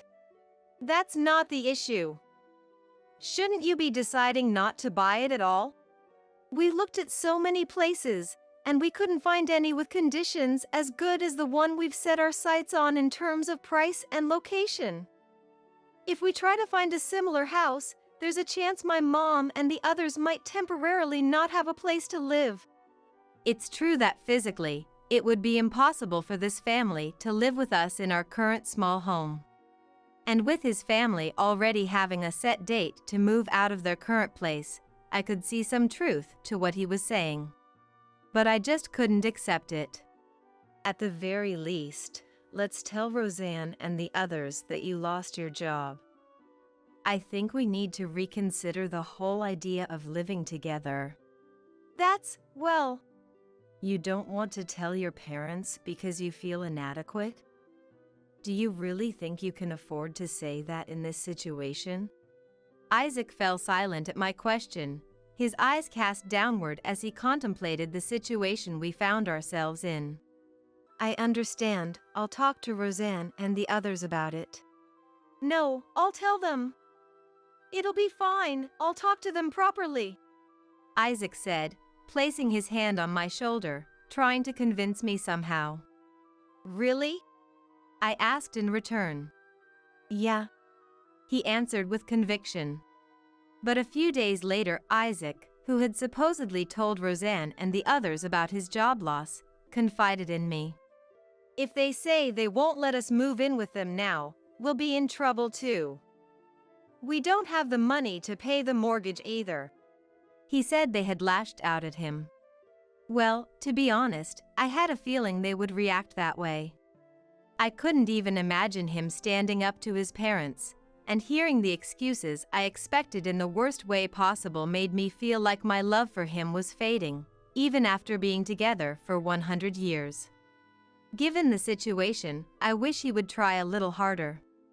In the end, I bought the house in my name and will be making the mortgage payments for the time being.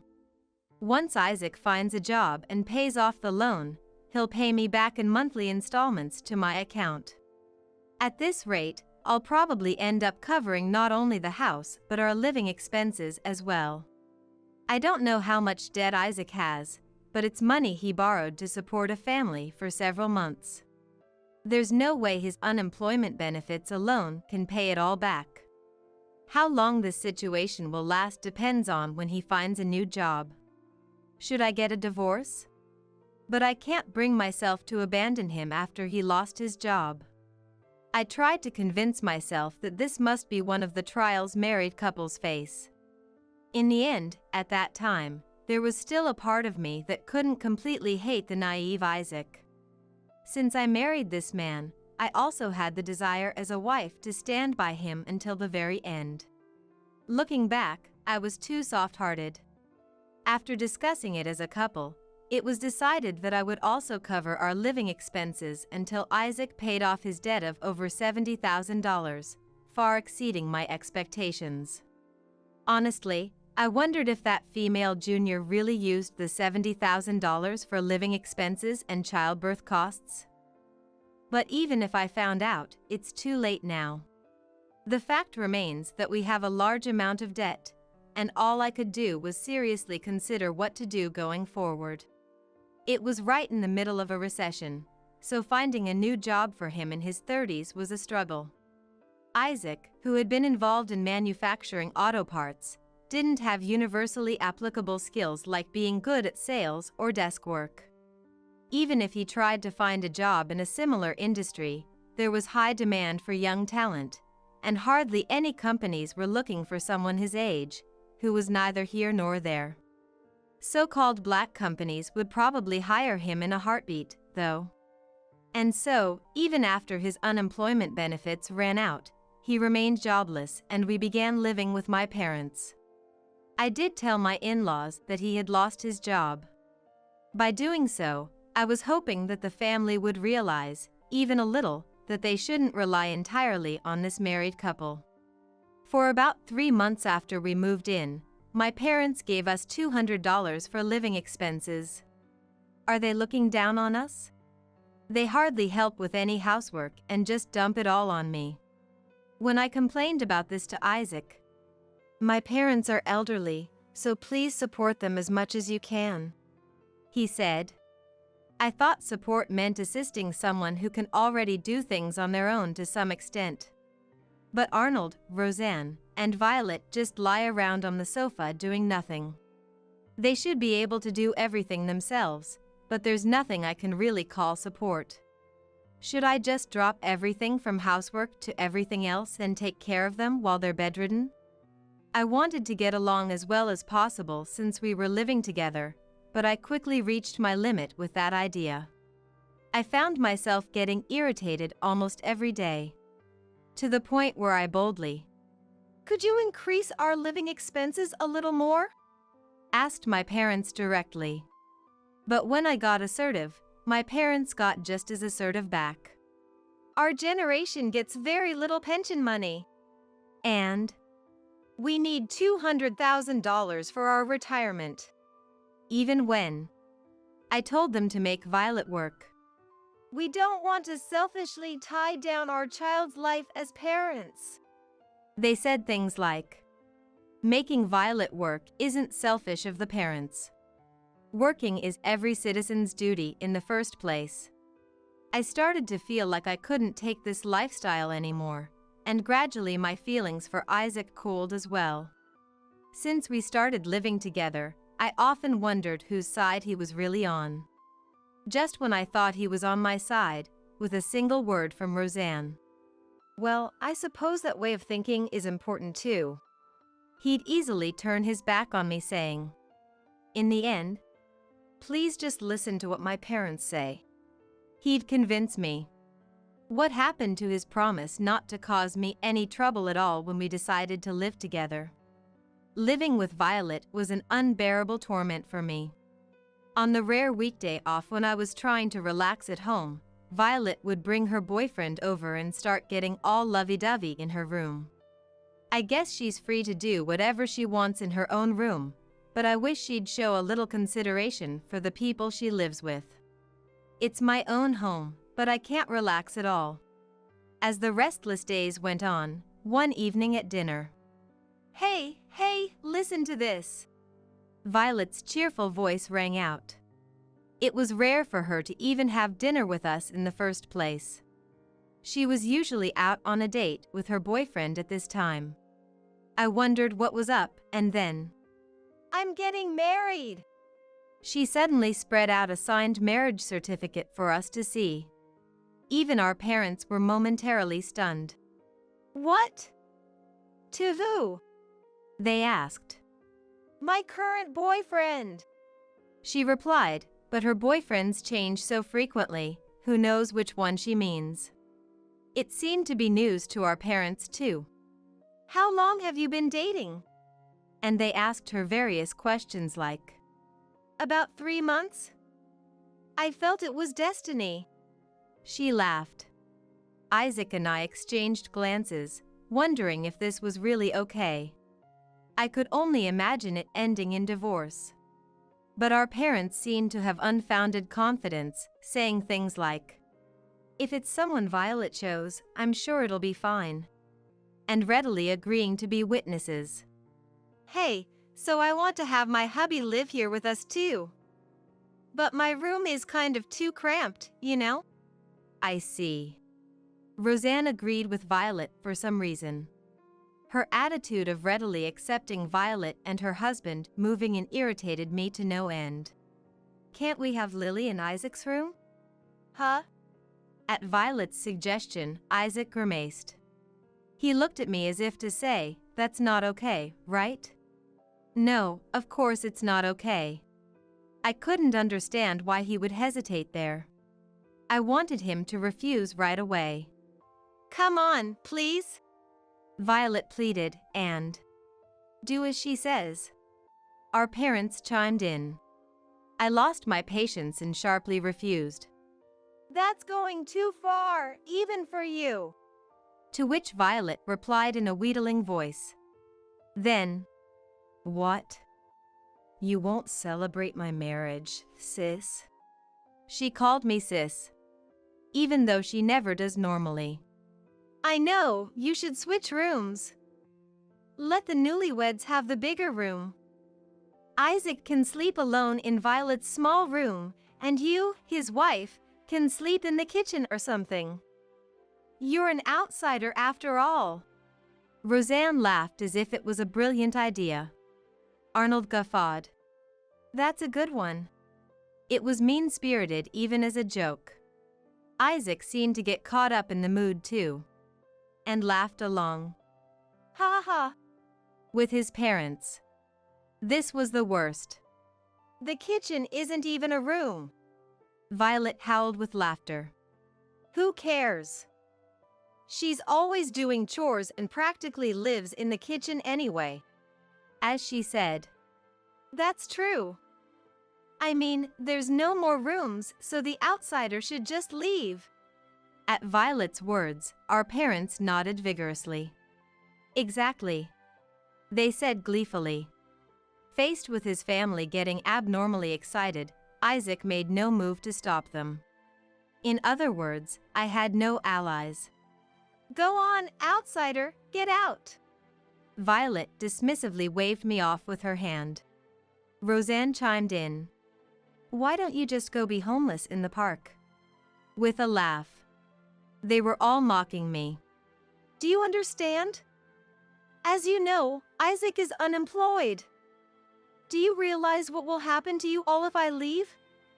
Life will get tough, you know? When I asked, Isaac has savings, and once he finds a job, it'll just be a temporary problem. Roseanne said, by the way, this family doesn't know that he is still saddled with a loan. We kept it a secret because Isaac absolutely refused to talk about it. For whatever reason, he seems to think they'll be appalled if they find out about the loan. How can you even say that? Have you forgotten that I'm the one who bought this house? What kind of nonsense are you spouting? I was taken aback for a moment seeing the smug look on her face, but she genuinely seemed to have no idea what I was talking about. I couldn't help but shoot a sharp glance at him, who averted his gaze with a pale face. That gesture made everything click into place. This bastard has been pretending he bought the house himself. In other words, this family has no idea that I bought this house and have been covering everyone's living expenses. They're lounging around obliviously while being supported by me. Just like the emperor with no clothes. Well, this has turned into quite the interesting situation, hasn't it? I held out a sliver of hope that Isaac's last shred of conscience would make him confess he doesn't actually have any savings, but that doesn't seem likely either. Enough of this. They all deserve a harsh dose of reality for once. That's just fine. I'll go be a homeless person in the park or whatever. Living with you all is far more painful anyway. I spat out those words and locked myself in the bedroom. Roseanne said, pretending you're going to leave, but then just holing up in your room, how pathetic. She seemed to be laughing at me, but I had my reasons for not leaving the house right away. A week later, I packed my things and left that house. I had found an apartment to live in by myself and was fully prepared. Then 2 days after leaving, my in-laws and Isaac showed up at my apartment. What is the meaning of this? Roseanne raised her voice. In her hand was the divorce papers I had left at the house. Apparently, they had tracked down where I was staying based on the note I left saying I would mail the divorce papers. The meaning of what, exactly? I asked with a smile. A recycling company just came and said they're taking the fridge and TV and everything. This is your doing, isn't it? Well, of course. I left divorce papers and moved out of that house. Why would I leave my belongings in a house I'm not returning to? Did you not know? That fridge, TV, washing machine, even the couch you all lounge around on, I bought it all with my own money. Your own money, how high and mighty. Assets during a marriage are jointly owned with Isaac. Meaning those are Isaac's things too. Where do you get off selling them without permission? Roseanne was pontificating while Isaac shrank behind her with a pale face. He still hasn't told them anything, has he? Ah, how was I ever in love with a man like this until recently? Now that my feelings have cooled, he seems like such a pathetically small man. I'm sorry, but those furnishings were bought entirely with my own money. I purchased them using savings from before we got married. What? And while we're at it, I'm not just selling the furniture. I'm in the process of selling that house too. You're what? Huh. I'm sorry. Violet and Isaac looked at each other in shock, their faces going blank. The house is in Isaac's name, isn't it? He must be paying the mortgage. I bought it with my savings. All at once. I just let Isaac think it was a mortgage while the furniture came from savings. At my words, why would you lie about that? Isaac asked. I have to support my unemployed husband Isaac and his family? I thought it would be easier to just buy a house outright with my savings rather than making monthly loan payments. And this way, I'll be prepared in case Roseanne and the others try to mistreat me like this. I'm glad I took preemptive measures. Did you really think I'd agree to live with you all without a plan? After saying that, oh, I guess that's too much to expect from people who think $200 is enough for 3 adults to live on for a month. I laughed. I have an acquaintance who works as a real estate agent, and another acquaintance who wants to become a landlord, so I've contacted them and we're moving forward with the discussion.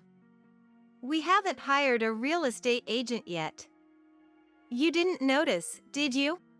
As I chuckled, my in-laws began to realize the severity of the situation, visibly turning pale. Arnold grabbed Isaac by the collar. Why didn't you tell me? He shouted angrily. Isaac, on the verge of tears, I'm sorry, could only mutter. He's still so weak against his parents. I'm glad I filled out those divorce papers. What? How am I supposed to get married then? Violet asked innocently, leaving Roseanne and Isaac at a loss for words. They clearly had bigger problems to deal with. Of course they did. No house, no belongings, and 2 unemployed adult children on their hands. Now that I, their walking ATM, was out of the picture, the reality that they'd have to make do with a meager pension and less than $200,000 in retirement funds was naturally shocking. Roseanne looked at Violet. Will your future husband make good money, at least? She asked, dead serious. Violet replied, He said he makes money from slot machines.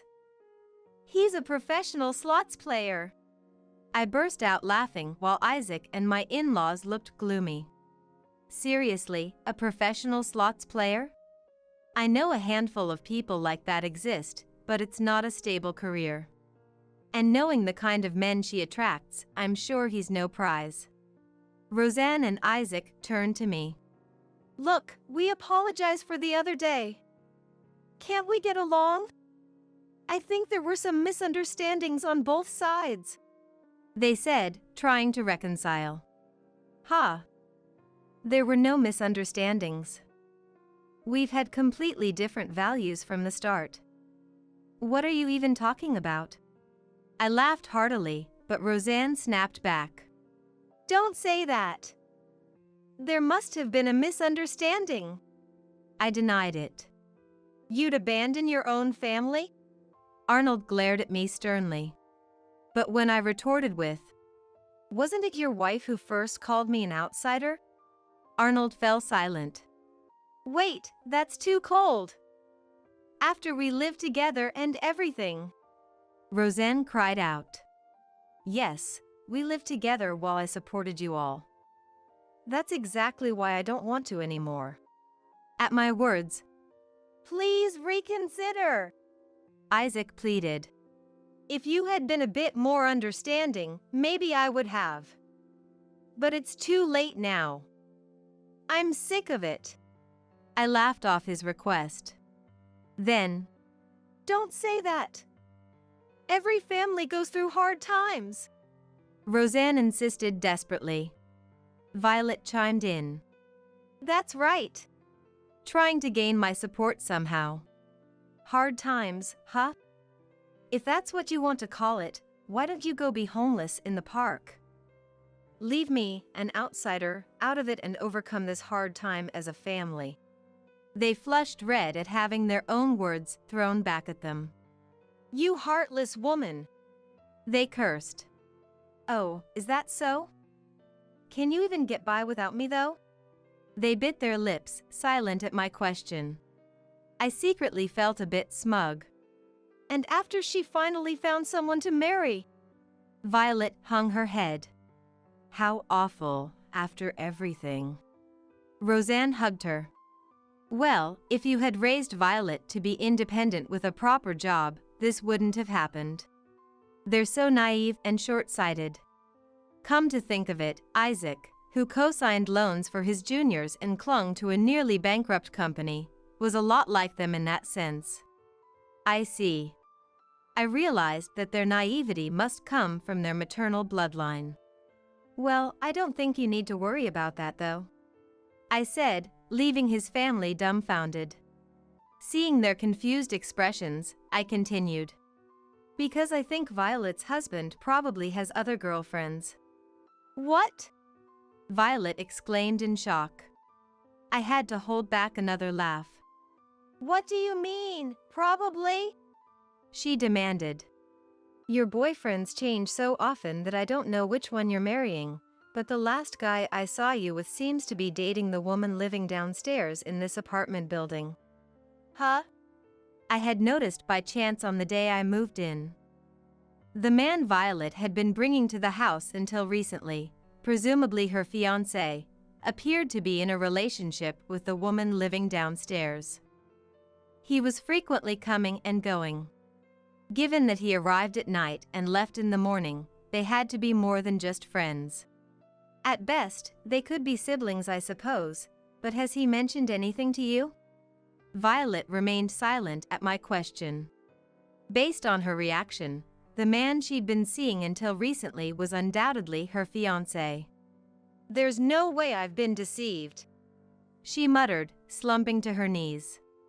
Rather than feeling betrayed, she seemed more upset about being the other woman.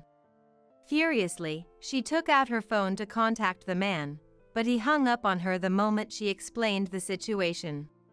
This can't be happening, Violet raged. Roseanne and Isaac desperately tried to calm her down, but no one could stop her in her fury. I watched this disastrous family drama unfold with immense amusement. Anyway, I've made my decision, so make sure you sign the divorce papers, Isaac. He said nothing. And I know you don't have much in assets, but you still have some savings set aside for emergencies, right? I'll be taking that in the property settlement. You can't be serious. You'd go that far? He raised his voice in disbelief. Of course I would. I smiled at him. He probably saw me as a demon, but this was only natural.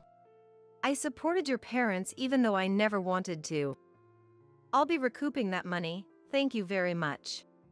And so, I forcibly kicked out my stupefied in-laws and Isaac to start my new life. Afterwards, Violet frequently showed up at my apartment building, or rather, at the home of the woman her supposed fiancé had been seeing. Their repeated fights led to the police being called.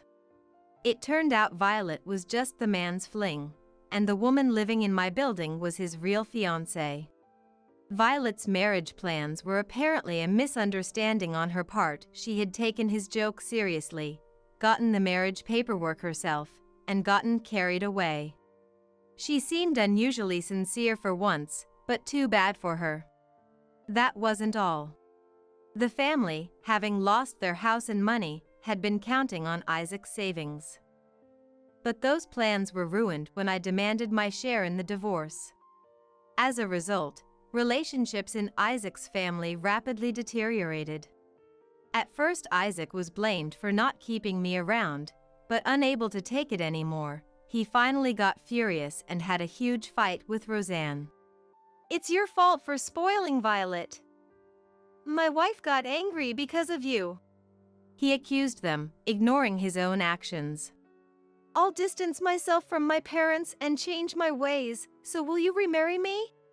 He begged me to take him back. As if I'd ever remarry him. He really is too naive. Roseanne, scolded by Isaac, couldn't stand that he was finally standing up to her after being so obedient. She was livid. After fighting endlessly, they finally realized Violet not working was the root problem, leading to a huge blow-up that involved the whole family.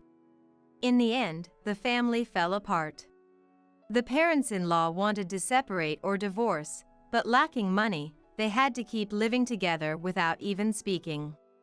Isaac found a new job with company housing, but it turned out to be a horrible black company. His health deteriorated and he quit after a few months. As for Violet, she was suddenly sued by the wife of a married man she'd dated in the past, forcing her to work. Regular jobs paid too little, so she started working at a nightclub. But her health also failed due to alcohol. With things like this, they had no choice but to move back in with their parents. They became a dysfunctional family, all living together despite not getting along at all. When you depend on others to get by, it always catches up with you eventually. Meanwhile, I threw myself into work after the divorce.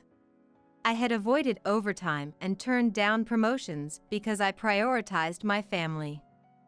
But working more led to a promotion to area manager at an apparel company. It's not an easy job and the company culture isn't perfect, but I get along with my coworkers and find it fulfilling. The pay is good too, and above all, it's an enjoyable workplace. I'm single now and sometimes feel like experiencing the excitement of romance again. But for now, I'm content with my job being my love. What's that? Is there really nothing going on? Well, actually, my realtor friend Huey Hen I met solding the house has been asking me out to dinner lately. He's been a great listener for all the stress I dealt with after the divorce. We go way back and he's a truly good person. I had never thought of him that way, but I've slowly started to take an interest in him too. He suddenly celebrated my birthday and such. When he was drunk, "It would be nice to have you as a wife," he even said.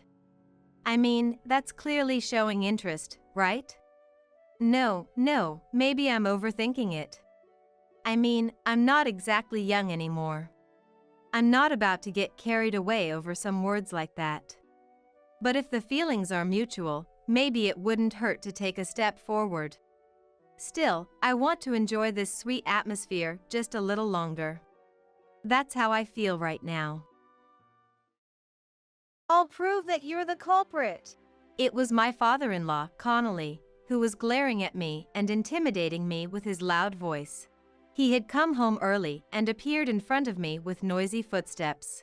Ever since I started living in my in-laws' house, whenever Connolly gets angry, his voice can always be heard up to the second floor of the house. I hate this voice that I can hear even when I cover my ears and it doesn't stop. Listen up. If you're the culprit, I'll call the police. He treats me like a criminal and thinks he's always right. Apologize quickly. If you do, your crime will be a little lighter. My husband, Elliot, who continues to believe his parents' story over mine and does as they say. If you tell the truth now, I'll forgive you. So please apologize.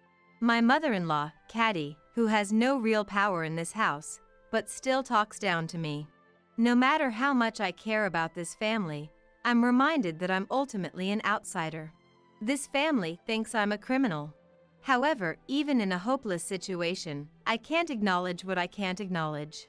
I haven't done anything wrong. I haven't done anything to be ashamed of. Even if no one believes me, I can't bend my own beliefs. If they can prove it, then let them prove it. Who is the one who has truly done something shameful? I understand. Then I will also prove my innocence. I'm Vivian, a 27-year-old housewife. My husband Elliot, who is the same age as me, is training every day to become a pastry chef. Elliot's family runs a pastry shop. When there's a celebration, it's this shop's pastries.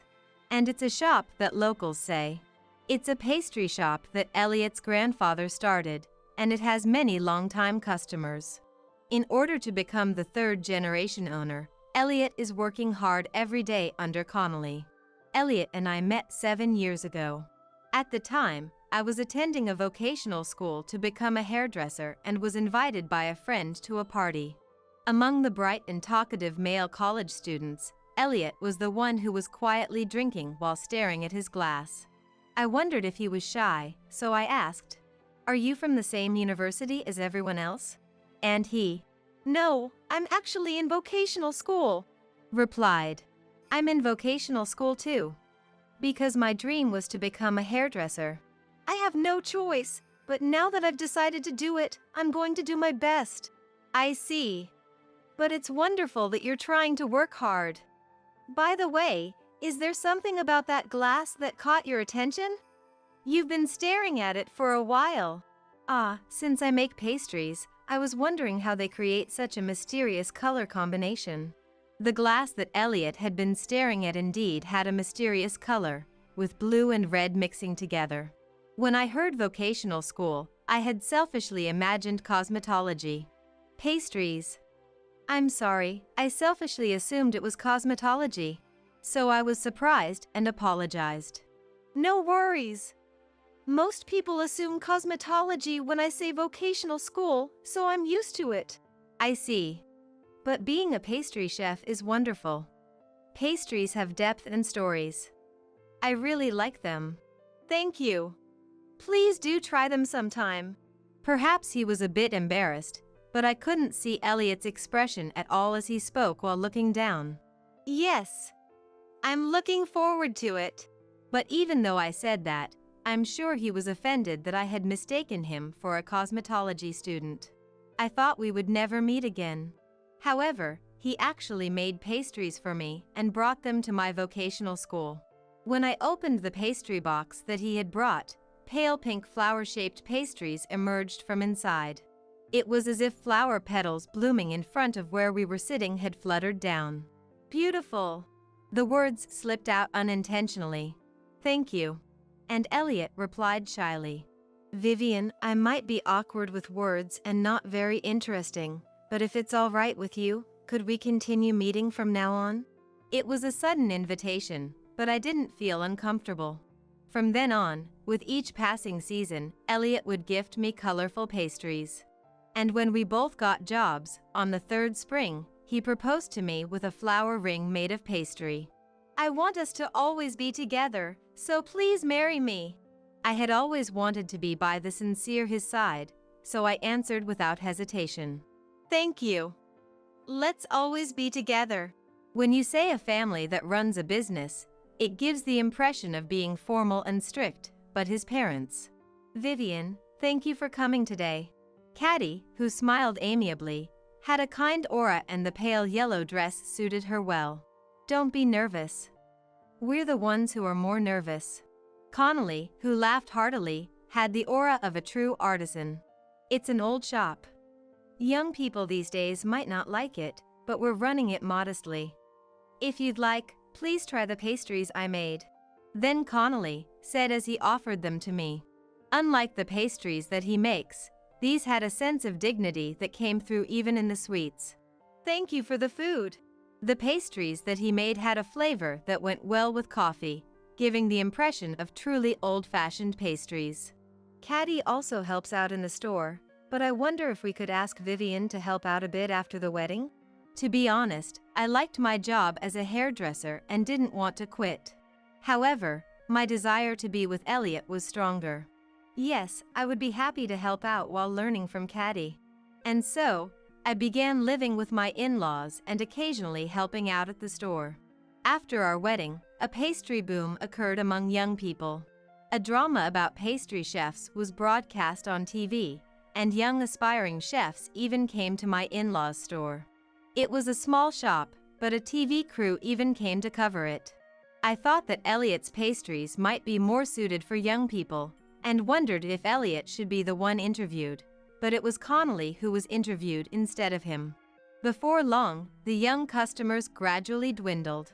The youth boom disappeared in an instant, like a match flame going out. Along with the fading boom, sales at my in-laws' pastry shop decreased. Not only that, even the regular customers from before were starting to leave. It was because there were times when the pastries they wanted were sold out due to the influx of young people. A low-priced pastry shop also opened nearby, with various pastries displayed in the storefront, causing sales to plummet. Let's make new products that the pastry shop over there can't make, Elliot suggested, and they tried test-selling a few, but the results were not promising. Because of that, the atmosphere at my in-laws' home was getting worse day by day. It's because a pastry shop like that opened up nearby. Even my in-laws, who had never said anything negative before, only complained and grumbled whenever they opened their mouths. Elliot also stopped coming up. They won't sell anyway. With new products, saying. Hoping they would persevere, I used the internet and every information network I could to think of ways to advertise the pastries without spending money. Then, an online post caught my eye. Pastry contest. The content was about making pastries that go well with coffee and deciding on a winner. I immediately printed it out at home and ran to the store where my in-laws and Elliot were. Elliot! Connolly! Caddy! Look at this! When I showed them the contest information, all three of them stared at it intently. Their faces brightened. This could be great advertising. And Connolly said, Vivian, thank you. I'll also compete with my pastries. Elliot said, his face filled with motivation for the first time in a while. From then on, both Connolly and Elliot continued making pastries every day. And on the day of the contest, I was surprised to see the pastries they showed me with confidence. Did you notice? I was originally thinking of making something new, but I ended up going with the flower ring I used to propose to Vivian. The gold representing the color and light of the flower was shining. It was a special pastry for me, and I was happy that Elliot chose this pastry for the contest. And Connolly's is. When I peeked inside the box, there were the cakes and cookies that I had first been treated to. Whenever I entertain someone, I always go with these, so I'll compete with them. Confidence emanated from Connolly's face. These pastries were filled with Connolly's unique style. I also thought these pastries were great. I felt like they could win an award in the contest. I sent the two of them off with a prayerful feeling. As I waited for their return, Caddy said to me with full confidence as I clasped my hands in anxiety, I'm sure at least one of them will win an award, so don't worry. And tension. Caddy and I prepared a feast and waited for Elliot and Connolly to return. Even though the award ceremony for the contest was at 3 p.m., there was no contact even after 8 p.m. passed. Caddy said, maybe they're out drinking to celebrate? But neither of them answered their phones. I became worried and was about to consult the police when the front door of my in-laws' house opened. The two of them seemed drunk. As soon as he got home, There, a nightmare is here, Connolly said to me. Seeing this, don't tell me it went badly, Caddy said in astonishment. What? It went completely badly. The technique, the appearance, everything, Connolly said loudly while tapping the wall. It's because of this person that we were utterly humiliated. We shouldn't have entered that thing. It was a waste of time. Even the judges don't know anything about pastries. We shouldn't have listened to what this person said. He pointed at me and said it over and over again. Let's drink some more. Elliot, join me, he said and sat down in the living room of my in-laws' house, deliberately making loud noises, and started drinking with Elliot. Even after drinking, his anger didn't seem to subside. It's because an amateur like you tried to tell us what to do. Our store sales have dropped since you came. You demon. Your presence makes the alcohol taste bad, so get lost. He directed his anger at me. At first, I tried to convey my own feelings, saying, I really love both of your pastries. That's why I recommended the contest. But no matter what I said, shut up. You're probably laughing on the inside. You're an outsider after all. He wouldn't listen to me. Eventually, could you go home? His mood won't improve with you're here. Caddy also started saying. Even when Elliot saw me being subjected to Connolly's abusive language, he didn't stand up for me or make his presence known. Seeing his behavior, I thought that no matter what I said to Connolly today, it wouldn't get through to him. I'll excuse myself for today, I said and left my in-laws' house. But our house was a two-family home, so I just went upstairs to the second floor. I could still hear his loud voice whether I liked it or not. Why did you marry a wife like that? You don't have to force yourself. Why don't you divorce her and remarry someone like your mom? Our longtime customers still favor us, so we can manage without participating in contests like that. I crawled into bed as if to block out his voice, but I could still faintly hear it. At the same time, the sound of my own heartbeat echoed, and I couldn't fall asleep for a while. Unable to calm down, I spent time listening to the radio through earphones. The abusive words directed at me that I could hear through the earphones gradually disappeared little by little, and I started hearing laughter. Compared to the person who had said such abusive things to me now laughing, it felt so empty and sad to be listening to Connolly's voice through earphones. At 2 a.m., Elliot also returned to our room, and the long day ended. From that day onward, my in-laws' attitude towards me changed. When I helped out at the store, they would say in front of regular customers, "Sorry that our son's wife is so inattentive," or mock me, saying, "You probably still can't understand the excellence of these pastries." Caddy would say things like, "Elliot's childhood friend Malia is pregnant with her second child. What about you two, still no children? Is there something wrong with you?" And Connolly would say, "Even if my son's wife is good for nothing, I at least want to see a grandchild. We'll be in trouble if you don't give birth to a successor for this store. Why don't you go to the hospital?" They started making snide remarks about us not having children yet. I myself wanted children, so my heart ached every time they said those things. I went to the hospital for a consultation. They only advised me to not accumulate stress. But they couldn't figure out the factors making it difficult to have children. I racked my brain every day trying to figure out how to improve this situation. When I consulted with relatives, "I'll let people around me know," they said. Fortunately, many of my relatives were self-employed, and they said they would use the pastries as treats for customers who came to their stores.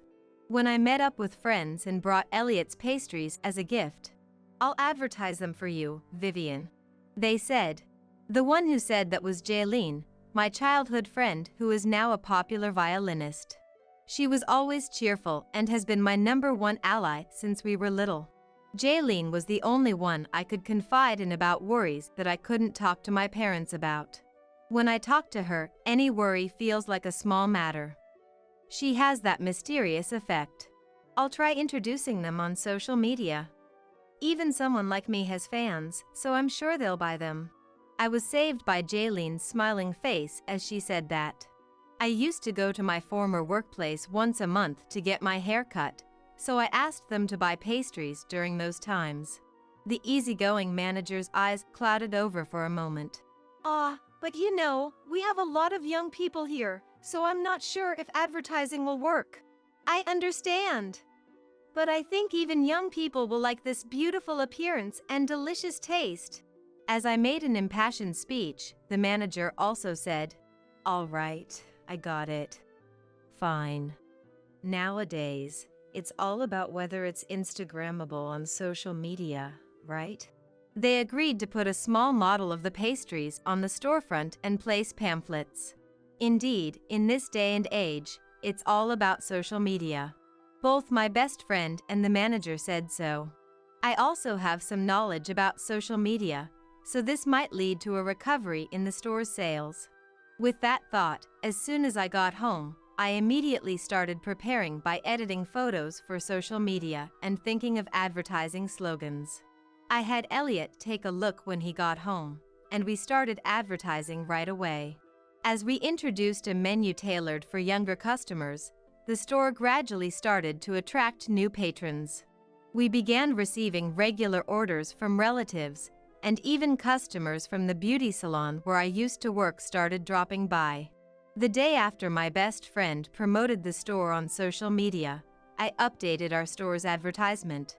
I saw it on Instagram and wanted to try it out, so I came by. And we saw an increase in customers saying, our sales slowly started to recover, and our revenue reached a break-even point compared to before the contest. Just as I thought we were on the path to profitability, there were more and more days where the sales numbers didn't add up. The discrepancy started at $1, but gradually increased from $10 and eventually ballooned to $100. At first, I thought it might have been an order mix-up, but it was unlikely for there to be a $100 difference, and suspicions arose that I might be stealing the money. Vivian, do you really not know anything about this? Caddy pressed me for answers. There's no point in pretending to work hard to boost sales if you're just pocketing the money yourself. Connolly had already decided that I was the thief. If you're short on cash, just tell us. Even my in-laws were casting doubt on me. Initially, I tried to explain. I didn't take anything. But faced with the reality that no one believed me, I felt empty and lost my words. The fact that you're not even denying it is proof enough. With that, I was branded as a thief. Even so, I knew I hadn't done anything wrong, so I endured it, believing that the truth would come to light eventually.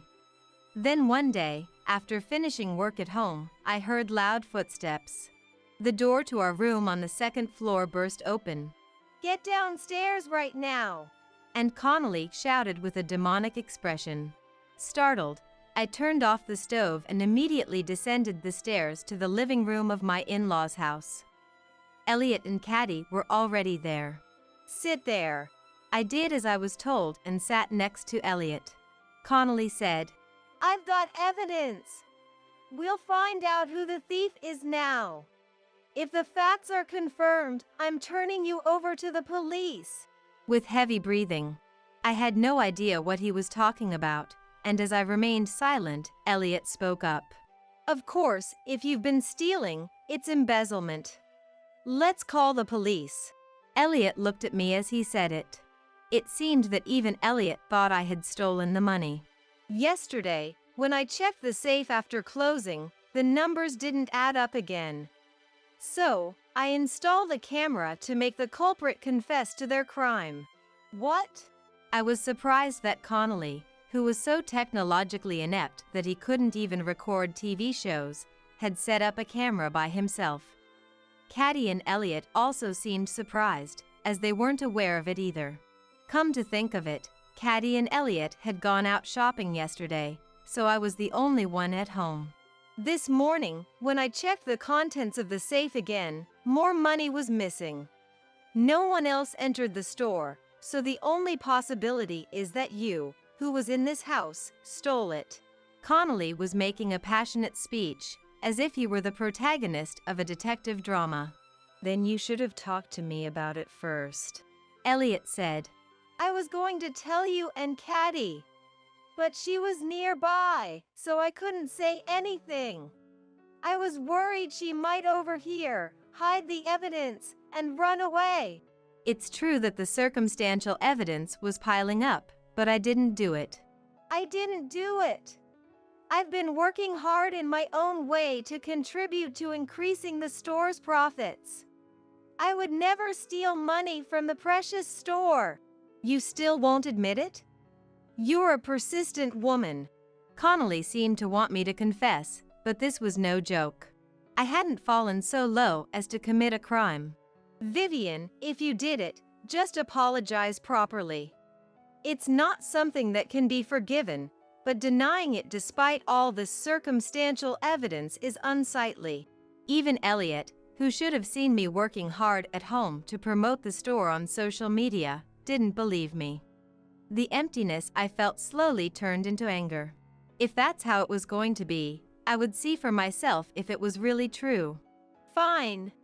Let's watch the video. If I'm on it, you can call the police or do whatever you want. I'll apologize or do anything. You think you won't be on it? You persistent woman. I bet you think you acted in a way that wouldn't be caught on camera. But this camera captures faces clearly even in the dark. Prepare yourself. As Connolly and I argued, Caddy intervened. Honey, you don't need to go that far, do you? Exposing her in front of everyone. Vivian, if you apologize honestly, I'll forgive you. So please, apologize. She had never stood up for me before. Caddy always did whatever Connolly said. Perhaps she felt sorry for me, as I had never raised my voice like this before. No. Caddy, if I'm on that camera, I have nothing to be troubled about. Let's all watch it together right here. But in exchange, if I'm not on it, you have to stop suspecting me from now on. All right? Let's see it then, you thief! Saying that, Connolly operated the TV remote. The usual store interior appeared on the screen. As expected, it was dark and hard to see clearly. Caddy, who usually remained silent until Connolly started talking, was the first to speak up. It's too dark to see anything. Maybe the camera placement was bad? Let's check the lighting positions and set up the camera again. No, I made sure this position would work. Connolly wouldn't listen. In the darkness, someone appeared in the store. Without hesitation, they headed straight for the safe and opened it. All right, here it comes. Connolly stared intently at the screen. I wish it was a bit brighter. The face wasn't clearly visible in the darkness.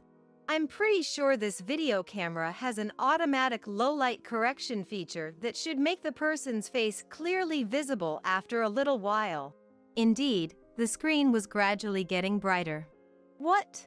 The camera's brightness correction must have finished.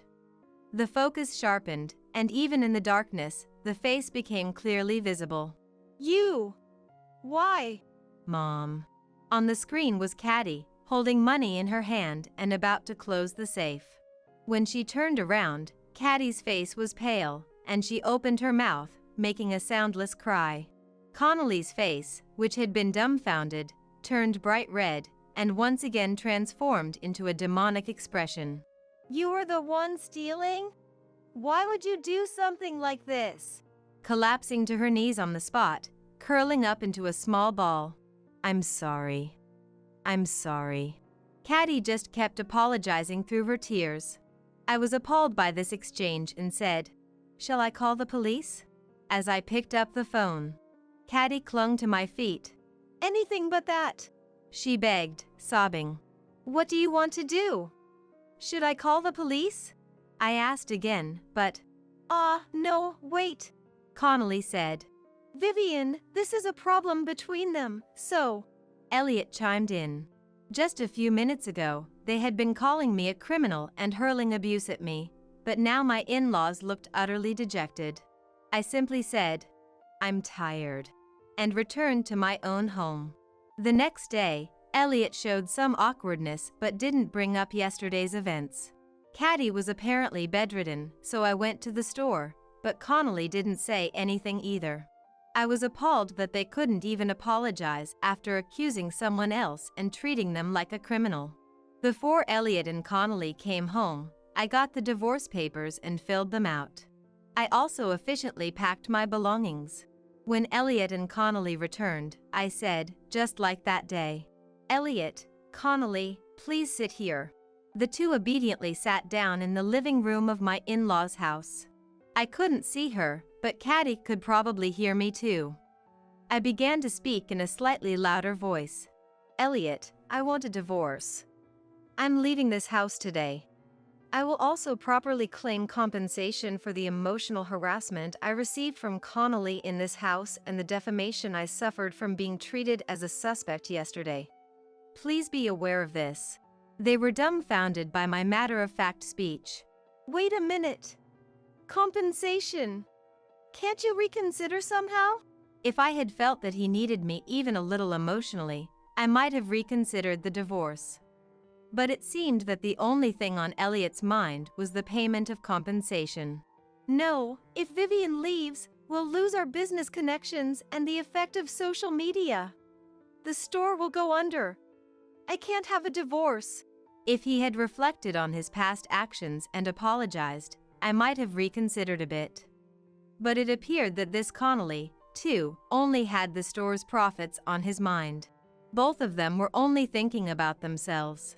I turned my back on the two of them as they desperately tried to stop me, left my in-laws' house, and returned to my parents' home.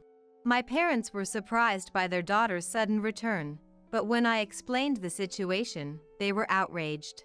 I hadn't told them anything until now to avoid worrying them, so it must have been quite a shock. Feeling the presence of people who would get angry for my sake for the first time in a long time, I regained my composure. After my parents spoke to our relatives, the regular orders to the store at my parents' home were immediately stopped. I also told Jaylene, the violinist who had promoted the store on social media, "I'm sorry, even though you helped me out," saying, "Vivian, you've been through a lot." She comforted me. "And I'll be playing your favorite song on the radio today, so be sure to listen." Then she said, "That's right." Today was the day Jaylene's violin music would be broadcast on the radio. For the first time in a long time, I could listen to the radio peacefully, not to escape Connolly's nagging. By chance, the song that played was the same one I had listened to on my earphones on the day of the contest. With the gentle music filling the room, I felt like I had been freed from years of shackles. When I went to my former workplace, the beauty salon, to express my gratitude and apologies for everything up until now, the manager said, "In that case, why don't you come work here again?" inviting me back. I'm truly happy to be able to work at the beauty salon again. Wanting to finalize the divorce quickly, I sought out a law firm. Although I only have memories I'd rather not recall, as I was talking to the lawyer, Elliot called at an inconvenient time. "Vivian, won't you come back? Actually, Mom was kicked out of the house. Apparently, the reason Mom was stealing money was because she was going to bars to relieve stress. She originally liked young men, so even though Dad made her stop going out and she said she had quit, she thought no one would notice if she made it seem like you had stolen the money, so she would steal cash and go to see young guys. Can you believe it? But listen, without Mom, we can't keep the store running and we're in trouble. Please help." Even at this point, Elliot was still trying to manipulate me for their own benefit. "I have no intention of going back. Shall I take over the call?" the lawyer offered. "Yes, please." And I said, "The lawyer, from now on, I will be representing Vivian, so please refrain from contacting her directly," clearly stated. Thanks to that, even Elliot, who had been reluctant to agree to the divorce, grudgingly consented, and the divorce was successfully finalized. As for the compensation, it was acknowledged that I had suffered emotional distress, and they agreed to pay. After returning to my former workplace and working as a beautician, I hear various stories from customers. Apparently, my in-laws' pastry shop ultimately couldn't continue operating and went bankrupt. Elliot and Connolly are working part-time to make ends meet while paying off the massive debts from the pastry shop, and they look exhausted whenever I see them, according to regular customers at the salon.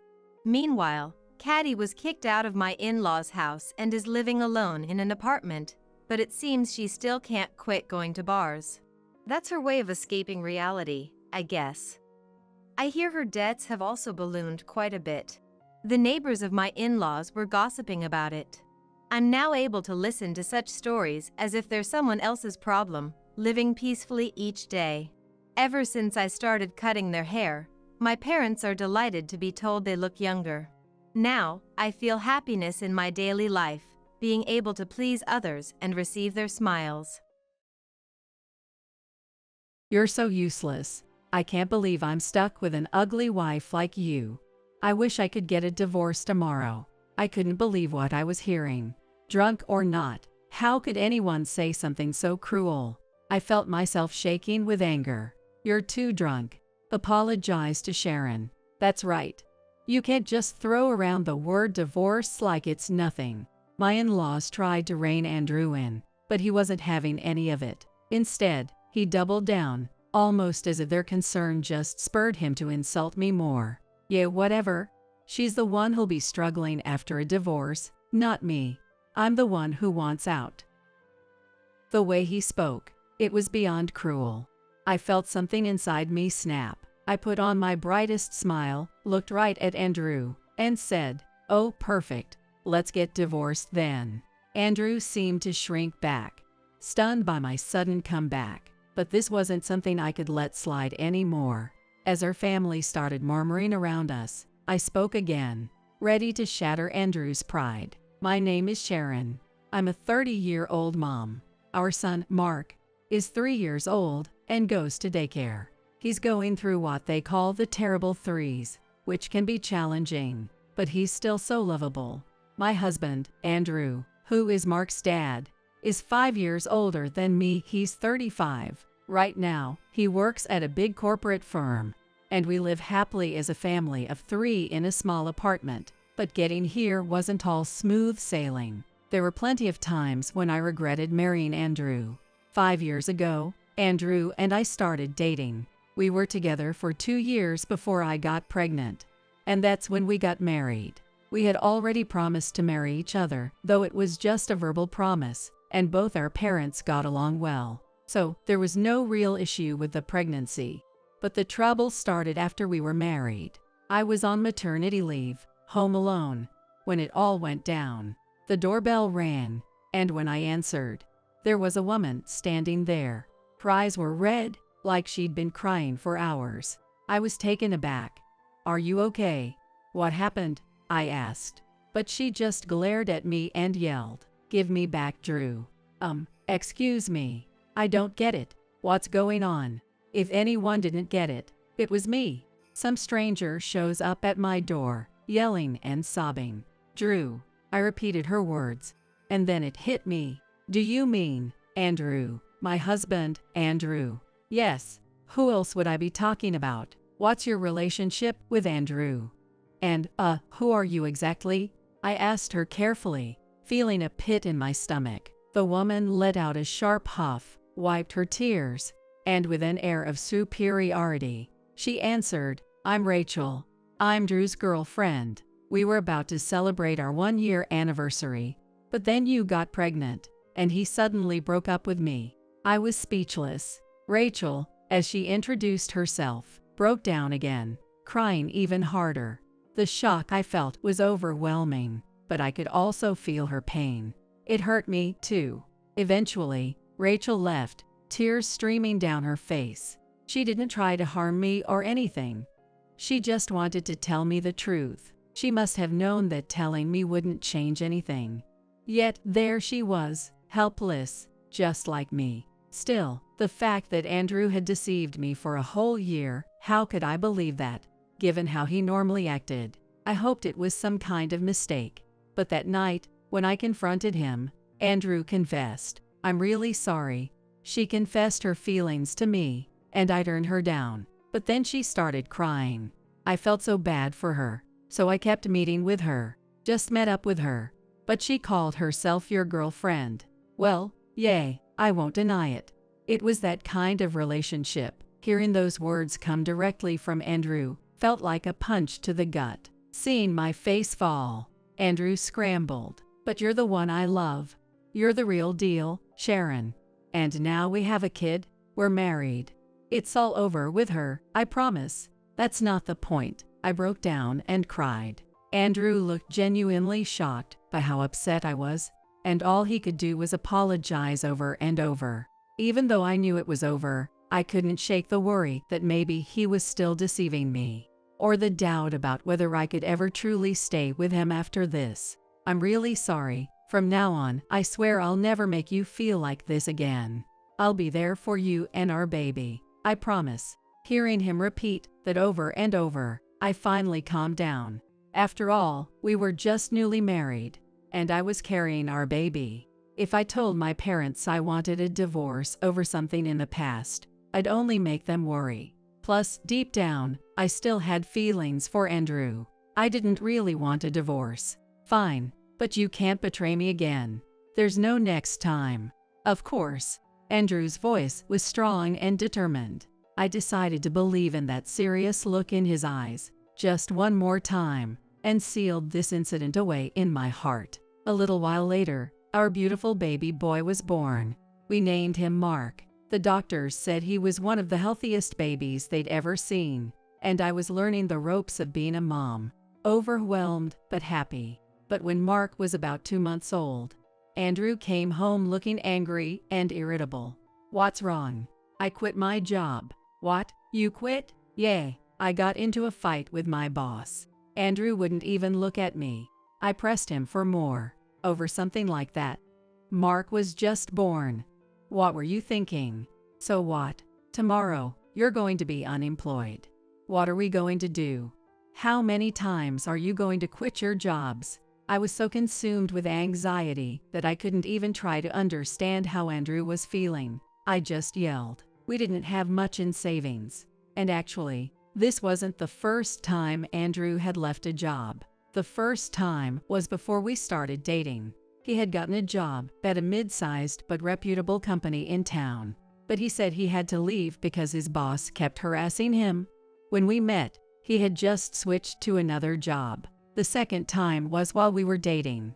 He took a part-time job at a supermarket, but said it didn't suit him, so he changed jobs again.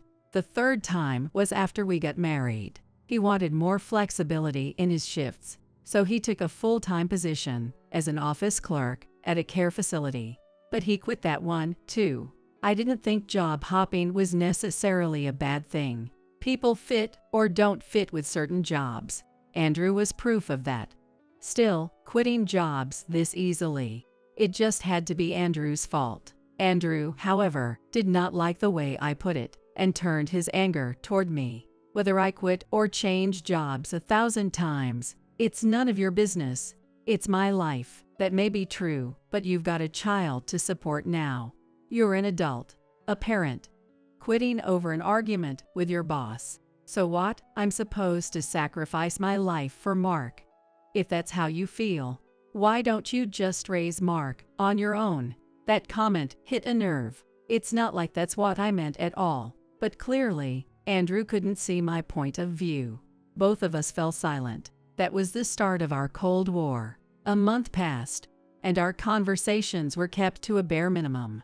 Andrew seemed to be out looking for a job every day, but nothing was panning out. I knew we couldn't survive like this much longer, so I started looking for a daycare center for Mark, who was barely 4 months old. Thankfully, I was able to find one quickly, and I contacted my company to discuss coming back to work. After explaining my situation, they graciously offered, "Would you like to try working remotely?" My direct supervisor was a man, but he had 2 kids of his own.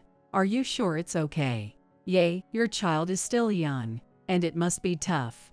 And if you're feeling unwell, working remotely means you can still manage, maybe even step out to take him to the doctor if needed. It's a way to keep your job without overdoing it, and it's not a disadvantage to the company either." I was deeply moved and grateful that they let me work remotely. He made it sound so easy, but there had never been a precedent for this. He must have gone to bat for me with upper management, and they said my pay wouldn't be much different from before. It would be challenging, of course, but it was a huge advantage for me. On top of that, I was genuinely touched by my boss's kindness, and it made me determined to push through no matter how hard it got. Truthfully, I still wanted to spend more time with Mark, but sometimes sacrifices have to be made. To keep our lives going, I had no choice but to work. So when Mark was 4.5 months old, he started going to daycare.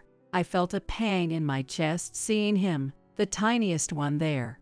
But since Mark hadn't started showing any signs of separation anxiety, he went to daycare without crying. During that time, Andrew still couldn't find a job. He probably went to the job center every morning and spent his days there. He'd return in the evening, but even if I was still working, he wouldn't help with the housework. The Cold War continued, and we barely spoke to each other. But about a month after I returned to work, light finally started to return to our household. I got a job. For the first time in a while, Andrew excitedly shared the news. Honestly, it didn't matter where. I just wanted him to take his work seriously. Contrary to my modest expectations, Andrew was thrilled about his new job. It was at a big-name company. That's amazing. I was genuinely surprised. Seeing my reaction, Andrew looked smugly satisfied. In any case, be sure to put up with the little things this time. Don't quit over something small. Of course not. Besides, it's a major company. It won't be like before, with unreasonable bosses and unfair treatment. I knew working at a large company didn't necessarily mean things would be fair. but hitting him with that kind of logic wouldn't help. It would only crush his motivation. So I smiled and celebrated Andrew's fresh start. 2 years passed. Mark turned 2, and he was becoming quite the talker. I was still working remotely. Contrary to my earlier worries, Andrew didn't quit this time. He worked hard. By now, he seemed comfortable in his role, but he was very busy. Even when Mark would try to talk to him, calling, "Dad, Dad," Andrew would say, "I've got work messages," or "Dad's busy," never putting his smartphone down. I wished he'd at least look at Mark's face, talk to him, or play a bit, but I wanted Andrew to focus on work first, so I said nothing and just watched over him. Then Christmas came around. Every year since our marriage, we spent Christmas at my in-laws' house. Andrew is an only child, but his father William is the oldest of 3 siblings, so Andrew's Uncle Eric, Aunt Mary, and their cousins all gather for the party. It's something William looks forward to every year. This year was no different, and the party kicked off. Andrew, who now worked at a major company, was immediately cornered by Mary's son, Kevin, who was about to start his job hunt. He asked Andrew for advice. Well, in my case, I had the accomplishments from my previous job to fall back on.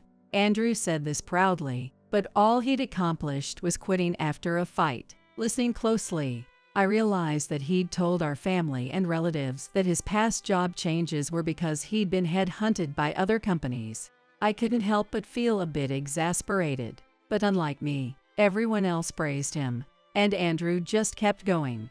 "Mark is adorable, my job's going great. It's really been worth all the hard work. Andrew, you're really something.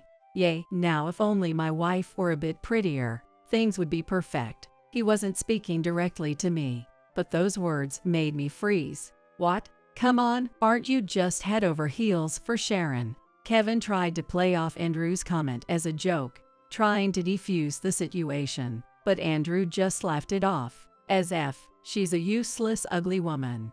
I wish I could get a divorce already." I couldn't believe it. Even if he was drunk, how could those words come out of his mouth? My whole body shook with anger. "Hey, ugly, don't just stand there. Bring me another drink. This one's empty." Realizing I'd heard the conversation, Andrew decided to taunt me further. "You're way too drunk. Apologize to Sharon. Yay, you shouldn't just throw around talk about divorce like it's nothing." My in-laws tried to get through to Andrew, but he wasn't listening. Instead, as if to spite them, he kept belittling me even more. "Doesn't matter. She's the one who'll have a problem if we divorce. I want out." That was it. My anger finally exploded. I gave a big smile. "Well then, let's get a divorce." My voice came out louder than I expected, and suddenly the entire room froze. "What?" Andrew, shocked by my unexpected words, faltered, then tried to laugh it off. "Haha, come on, it's a joke. You don't have to take it so seriously." "A joke? If you joke like that, I can't stay with you." But Andrew, who had been belittling me this whole time, shrank back in the face of my sudden comeback. But this wasn't something I could let slide as a joke anymore. As the family began to whisper among themselves, I spoke up again. "By the way, I've been listening to you giving advice to Kevin, acting like you're some big shot. Who do you think you are?" "What?"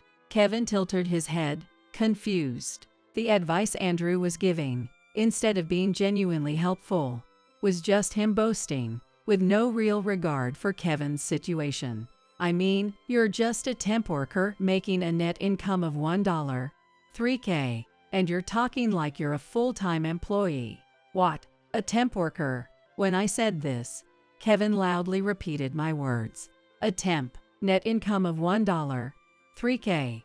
Eric and Mary immediately started pressing Andrew for answers. Andrew's face turned bright red as he glared at me, but I acted like I didn't notice. Then William spoke up. "What is this about? Are you really working as a temp, making a net income of $1, $3K? Well." Andrew straightened up, the tone of William's voice obviously unsettling him. William was kind to me, but was essentially a strict and serious man. Someone quite the opposite of Andrew. Andrew had once told me that if William ever got angry, he was impossible to handle. Clearly, Andrew was terrified. I never checked if you were a full-time employee. But didn't you say you were recruited to work at your current company? William's questioning, with that stern tone, continued. Andrew remained silent, and Eric chimed in. Andrew, is what Sharon said true? Well, you see, Sharon, what's going on? Unable to hold back any longer, Jasmine turned to me. Now everyone in the room was looking at me. Andrew, who had gone from bright red to a pale blue, shook his head desperately. Don't say anything, keep quiet. He was practically mouthing the words, but Andrew had already crossed a line he shouldn't have. Ignoring his pleading eyes, I continued. It's just as I said. Sure, Andrew works at that company, but he's only there as a temp. He just happened to find the position through a staffing agency. But what about the headhunting? Headhunting? Of course not. He left his previous job after fighting with his boss, and then just signed up with a temp agency. The truth left everyone in stunned silence. Only Jasmine, her voice shaking, asked me another question.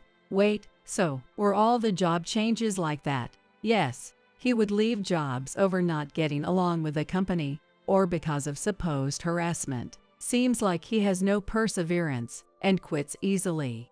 Was it a lie then, that you were headhunted? William's face was now bright red as he turned to Andrew, shouting.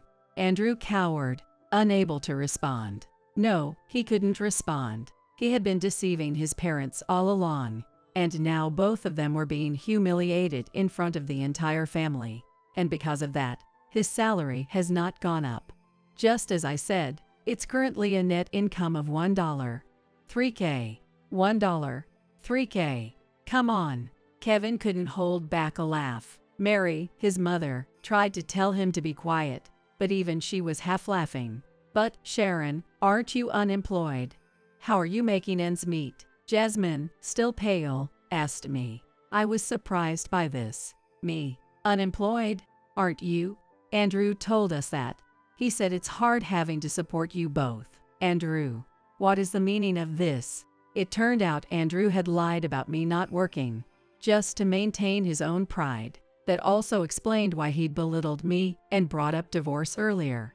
He wanted to make himself look like the breadwinner in front of the family, someone important, someone to be respected. Andrew sat there, trembling and staring down. I looked around the room, at Jasmine and everyone else, and said, I had to go back to work when Mark was only 4 months old because Andrew quit his job. I work full-time, remotely from 9 a.m. to 5 p.m. And Mark has been going to daycare since he was 4 months old. Wasn't that for educational purposes? Educational purposes. Daycare centers only accept kids when both parents are working. Jasmine was speechless. She had told me more than once. There's no need to send such a young child to daycare. I had always dodged the question, but now the reason was clear. Jasmine hadn't known the requirements for daycare or the fact that I was working. I see. I had no idea, and it's all because of Andrew. I'm so sorry, Sharon. As she spoke, Jasmine broke down in tears. Jasmine had always been a housewife and was a bit naive. It made sense that she wouldn't know much about daycare, and I knew she hadn't meant any harm. Seeing Jasmine cry so openly, even Andrew seemed shocked and pained. That was the final straw, and William's anger reached its peak. You lied to your parents, burdened Sharon and Mark, and then had the nerve to speak that way to Sharon, who has been supporting you. What on earth are you thinking? Dad, calm down. Don't call me Dad. I'm done with you. I'm cutting you off. I don't need someone who would make Jasmine cry. Get out. Andrew froze in his tracks at William's shouting, then quickly shrank back and stood up. He walked over to me as if to make an escape, and muttered, Let's go. To be honest, I didn't want to go home with Andrew, but there was no reason for me to stay there either. I picked up Mark and stood, giving a quick bow. A house that had been so lively during the party was now completely silent, except for the sound of Jasmine quietly sobbing. I left that quiet in-laws house behind. I drove us back home. Andrew sat in the passenger seat, sulking the whole way. After arriving home, I put a sleeping Mark to bed, then returned to the living room, where Andrew was waiting for me, ready to speak. "Why did you have to ruin everything by saying that?" I ignored him, which seemed to make him even angrier, his voice rising. "Hey, are you listening to me? Can't you take a joke? What, is your brain as ugly as your face?" I glared at Andrew. But getting into a fight now would make all the effort I'd put in so far go to waste. I took a deep breath and pulled out something I'd been holding onto. "Here." I placed an envelope on the coffee table in front of the sofa where Andrew was sitting. "Is that divorce papers? I told you it was just a joke." Andrew looked bewildered for a second. "Just open it." Andrew reluctantly reached for the envelope as I told him to. I watched him slowly pull out its contents and examine them. The moment he saw the paper inside, his face went rigid, and I didn't miss that reaction. "What the hell is this?" "It's the summary of your infidelity investigation. You seem to know exactly why I'd have something like this, don't you?" "I know." I kept my tone authoritative, and Andrew's voice faltered.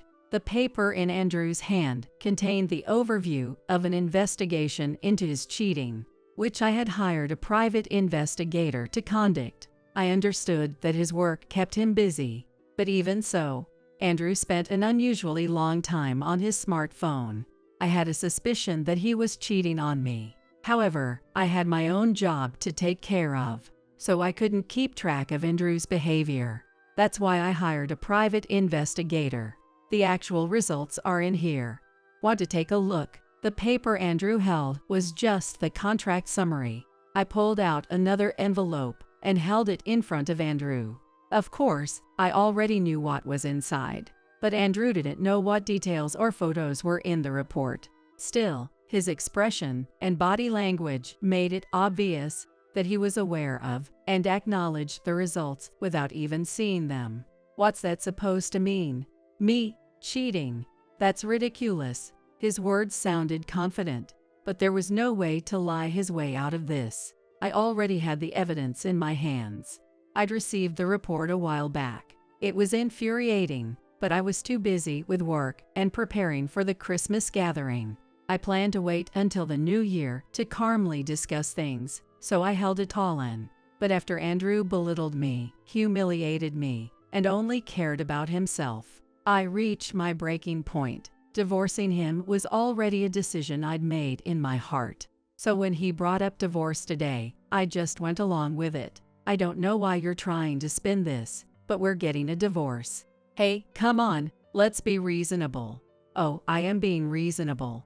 I've been thinking calmly about this for weeks now. You think about it too. Why would anyone want to stay married to a husband who cheats and belittles the wife who supports him in front of their whole family?" Andrew fell silent, then started to sniffle. Was he trying to cry to get sympathy? If anything, it only made me feel more disgusted. "Oh, and by the way, I already got those divorce papers you said you wanted earlier. I'm sorry. It's all my fault." "Yay, it is. If you know that, then hurry up and sign them." I shoved the divorce papers into Andrew's hands. I had even prepared a pen for him, yet he made no move to take it. After waiting a bit, and seeing that Andrew was just crying and begging for my forgiveness, I decided to force him to make up his mind by showing him the results of the cheating investigation. "You don't have to show me. I know I'm wrong." But Andrew refused to look. "Just look at it," I yelled at Andrew, forcing him to face the evidence. As he read through the report, his face turned pale. He was so shocked that his tears stopped. What is this?" The words came out of him like a desperate whisper. I had figured as much, but Andrew clearly hadn't known. I wanted him to absorb the information not just through his eyes, but through his ears as well, so I spoke up again. "That woman, Rachel, right? The one you were seeing before we got married.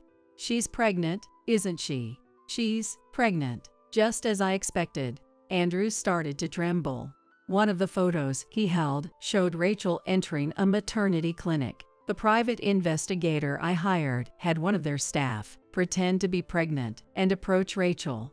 Apparently, Rachel had readily admitted to being pregnant, and the whole exchange was documented in the report. I told you before, there wouldn't be a next time, and I wouldn't forgive you. Yet you didn't cut ties with her, did you? I know. I don't want to hear excuses like before. The fact is, she's pregnant. I don't want Mark to have a half-sibling, so just disappear from our lives. Actually, Mark and I will be the ones to leave. Andrew had nothing more to say. Of course not. There was nothing he could say. After that, I contacted the investigator and got a referral for a lawyer. I filed for both damages and child support from Andrew, and for damages from Rachel. Andrew cried and apologized over and over, begging me not to leave, but I didn't listen to a word. Rachel quickly paid the damages. She probably wanted to marry Andrew as soon as possible. I was grateful she'd taken out the trash for me. Eventually, Andrew realized that divorce was his only option, so he borrowed money from his parents to pay the compensation. He said he would pay child support from his small salary going forward. As soon as I confirmed the funds had been transferred, I filed the divorce papers. I had no more attachments to Andrew since everything I needed had been settled. Andrew, on the other hand, seemed full of regrets, but that didn't matter to me. I left the house to start a new life with Mark, happy to be free. My in-laws even visited my parents, who lived far away, to personally apologize for Andrew's disgraceful behavior. I never had any negative feelings toward my in-laws. They had lent Andrew the money to pay the damages, and talked to him about freeing me through divorce. If anything, I was grateful for their support. If anything ever happens with Mark, we'll always be here to help. I didn't want anything to do with Andrew anymore, but those words meant a lot to me. Mark and I started our new lives in a new home. But then, 6 months after the divorce, Andrew contacted me out of nowhere. "Sharon, I'm really sorry. I want another chance. Let's start over." Life had finally settled down, and just hearing his voice filled me with disgust. Honestly, that call was nothing but a nuisance. "I'm standing in front of your house right now. I want to see Mark's face. Just for a moment. Please let me come in." I figured he must have asked my in-laws for my new address. Though I was hesitant about Andrew's request. He had been paying child support, so I reluctantly agreed. "But I'm not letting you in the house. You can see him at the door." "That's fine." Andrew quickly accepted my terms. 3 minutes after hanging up the phone, the doorbell rang. "Who is it?" Mark asked innocently, but I couldn't bring myself to say it was his father. "Stay here, Mark. A friend of Mom's is at the door. You can wave to him from here." Okay. I didn't want Mark and Andrew to get too close, so I decided to let Mark see Andrew from behind the door leading to the living room. Then I went to the door alone. "Sharon." It had been a while since we'd seen each other, and Andrew's eyes welled up with tears as he looked at me. "Mark is over there. Take a look, and then leave." "Mark, he's gotten so big in just 6 months." Andrew whispered happily to himself. He was the one who broke everything, yet he spoke as if he were the victim. Looking at Mark's face, Andrew seemed to make up his mind about something and turned to me. "Like I said before, don't you think we could start over? Don't be ridiculous. You have Rachel and your child now, remember." At my words, Andrew's expression darkened. "Actually," and he started to explain. "Apparently, after our divorce, he did marry Rachel, but Rachel didn't do any housework, and she wasn't holding down a stable job. She worked part-time, but she got into a fight with her coworkers and quit. Can you believe that? And now she's in her last trimester, so nobody will hire her." He spoke as if he had no part in it, not even realizing that he was just like Rachel. "We don't have any money, so paying child support for Mark is tough. We can't live like this." So I thought, what if I just leave Rachel and come back to you? I could pay child support for Rachel's baby instead, and we'd all be happier. I was dumbfounded. He probably thought that if we lived off my salary, he could use his income to support Rachel's child. How could he think that such a proposal would make anyone happy? Besides, Rachel had always liked Andrew. I don't know how they got back together, but she was clearly obsessed with him. No matter how poor they were, I doubted Rachel would want to let go of Andrew. And why should I support Andrew while he pays child support for someone else's child? I hated Andrew, so there was no way we could be happy together. See, even Mark has been looking at me this whole time. Andrew said this joyfully, watching Mark glance over at us from the living room. Sorry, but both Mark and I would be miserable if we were with you. I'm not interested in getting back together. But think about Mark. He needs a father in his life. Andrew spoke with intensity, then called out toward the living room. Hey, Mark, come here. Mark, responding to the voice, opened the door. Mark, seeing him smile, pained me a bit. This was Andrew's fault, but because of him, our child lost his father. Mark, still smiling, asked me innocently, Mom, who's that man? What?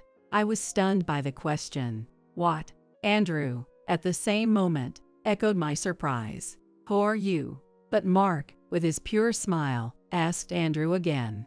I couldn't help but laugh. In the 6 months they hadn't seen each other, Andrew's presence had vanished from Mark's mind. But I knew it wasn't just about time.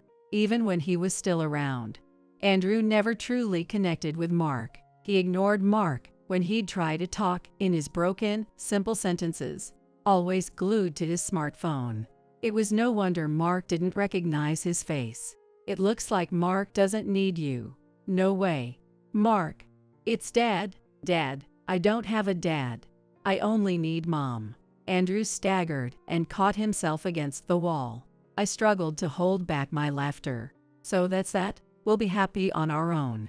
Andrew probably never thought even his own child would reject him. He sighed quietly several times, holding his head in his hands. His tightly pressed lips and regretful posture spoke volumes about his remorse. Forgotten by Mark, and rejected once more by me, Andrew finally seemed to accept that there was no place for him here, and he left without a word. A month later, I got a call from Jasmine. Although we kept in touch, Jasmine and I weren't the kind of friends who would chat without a reason. So when I answered the call, wondering what it could be, Jasmine spoke in a serious tone. Sharon, I don't know how to say this, but I need some advice. Advice? What's wrong? Andrew's baby was just born, right? Well, he's type O, but the baby's blood type is AB. Andrew's not very good at science, so he doesn't seem to realize it, but that means the baby isn't biologically his, right? I held back my laughter. It seemed Jasmine had no one else to turn to, so she came to me for advice, but there was nothing I could say. And it looks like Andrew's temp job won't be renewed. I just don't know what to do. William says to just leave him. Jasmine, I really don't think you need to worry about this. Andrew is an adult. He'll figure it out. I managed to respond while suppressing my laughter. Jasmine's cluelessness allowed me to find out what was going on, and I felt a surprising sense of satisfaction. Serves him right. I never would have guessed that Rachel's child wasn't Andrew's. But then again, even his own child, Mark, had forgotten him. He chose to claim the child as his own. So no matter whose baby it really was, I hoped he would raise it well. As for me, I continued moving forward, raising Mark on my own. Work was going smoothly. My efforts with remote work were recognized, and the company decided to create a dedicated remote work group for mothers returning from maternity leave and those with caregiving responsibilities. I was appointed as the leader of this remote work group. My pay increased, and I was finally able to start saving money. We're even planning a trip with the compensation I received from Andrew and Rachel. My parents were worried about me right after the divorce, but now they're relieved to see me happy and doing well. I'm not someone who would let this kind of thing break me. With Mark by my side, I know I can handle anything. That's how I feel. Actually, the bride can't have children, and I've always been against the marriage. But my son insisted, so I had no choice. In the middle of the wedding reception, the mother-in-law, standing on the stage to deliver her speech, blurted out something shocking. She boldly declared my infertility in front of all the attendees. Well, as you can see, the bride is a barren failure. But she's a career woman, and she earns well, so I reluctantly accepted the marriage. I was left speechless by her audacity. How could she label a woman who can't have children a failure and shame her in front of everyone? In the middle of the wedding reception, the mother-in-law, standing on the stage to deliver her speech, blurted out something shocking. The wedding hall fell silent at the unexpected insult from the mother-in-law. My name is Catherine. I'm a 31-year-old office worker at a well-known company. I belong to the glamorous department of product development, where I'm responsible for planning new products. I've been involved in several hit products so far, and I find my job very fulfilling. Though I'm content with my work and happy, I have a secret I can't tell anyone. That is, I'm infertile. I found out 5 years ago that I can't have children. I remember feeling shocked and devastated at the time. I felt worthless, and I lost hope for the future. In fact, the boyfriend I was dating at the time ended up breaking up with me. Being overwhelmed by sadness and frustration, the only thing that could uplift me was my job. I worked hard so I wouldn't have time to dwell on unnecessary thoughts. Looking back, I think I was avoiding reality. But thanks to my hard work, a product I was deeply involved in became a big hit, and my evaluation at work improved. Since I couldn't have children, I thought I had no choice but to give up on marriage. I was convinced that contributing to society through work was the only path I had in life. But then, an unexpected encounter came my way. At a meeting for product development, I met a man my age from a client company. This man changed my fate. His name is David, he's the son of the president of the client company, and he's the head of the planning department. David and I exchanged contact information right away. Initially, we only communicated for work, but gradually our private exchanges increased. Eventually, we started dating, and it turned into a relationship. I thought I could never fall in love again, so meeting him felt like a miracle. David is a very kind and devoted man. And to such a man, I couldn't bring myself to reveal my secret. If David found out that I was infertile, he would surely leave me. I was scared at the thought. But I couldn't keep secrets from David, who treated me with sincerity. I didn't know what would happen, but I decided to be honest about my body. I made up my mind and told David that I was infertile. He'll leave me. I thought it was possible. Despite being resolved, I was anxious. But when I gathered the courage to talk, he started to cry after hearing it. He comforted me saying, "It must have been tough. Thank you for telling me." His kindness made me cry, and I remember it like it was yesterday. In the end, the breakup I feared did not come, and my relationship with David continued smoothly from that day. On our second anniversary, David celebrated at a restaurant. He opened a small case in front of me, revealing a ring, and then he spoke. "Catherine, I want you to marry me." It was an unexpected proposal. My heart pounded with joy. But I also felt a wave of anxiety. "David, are you sure about me? I can't have a baby. We can't have our own child. Are you still okay with that?" Even though David understands my situation, the weight of marriage is something different. I couldn't immediately say yes to his proposal. "Yeah, it doesn't matter. I want to spend the rest of my life with you, Catherine. Even when things get tough, even when we're sad, I want us to live through it all together." David reassured me, taking my anxiety into account.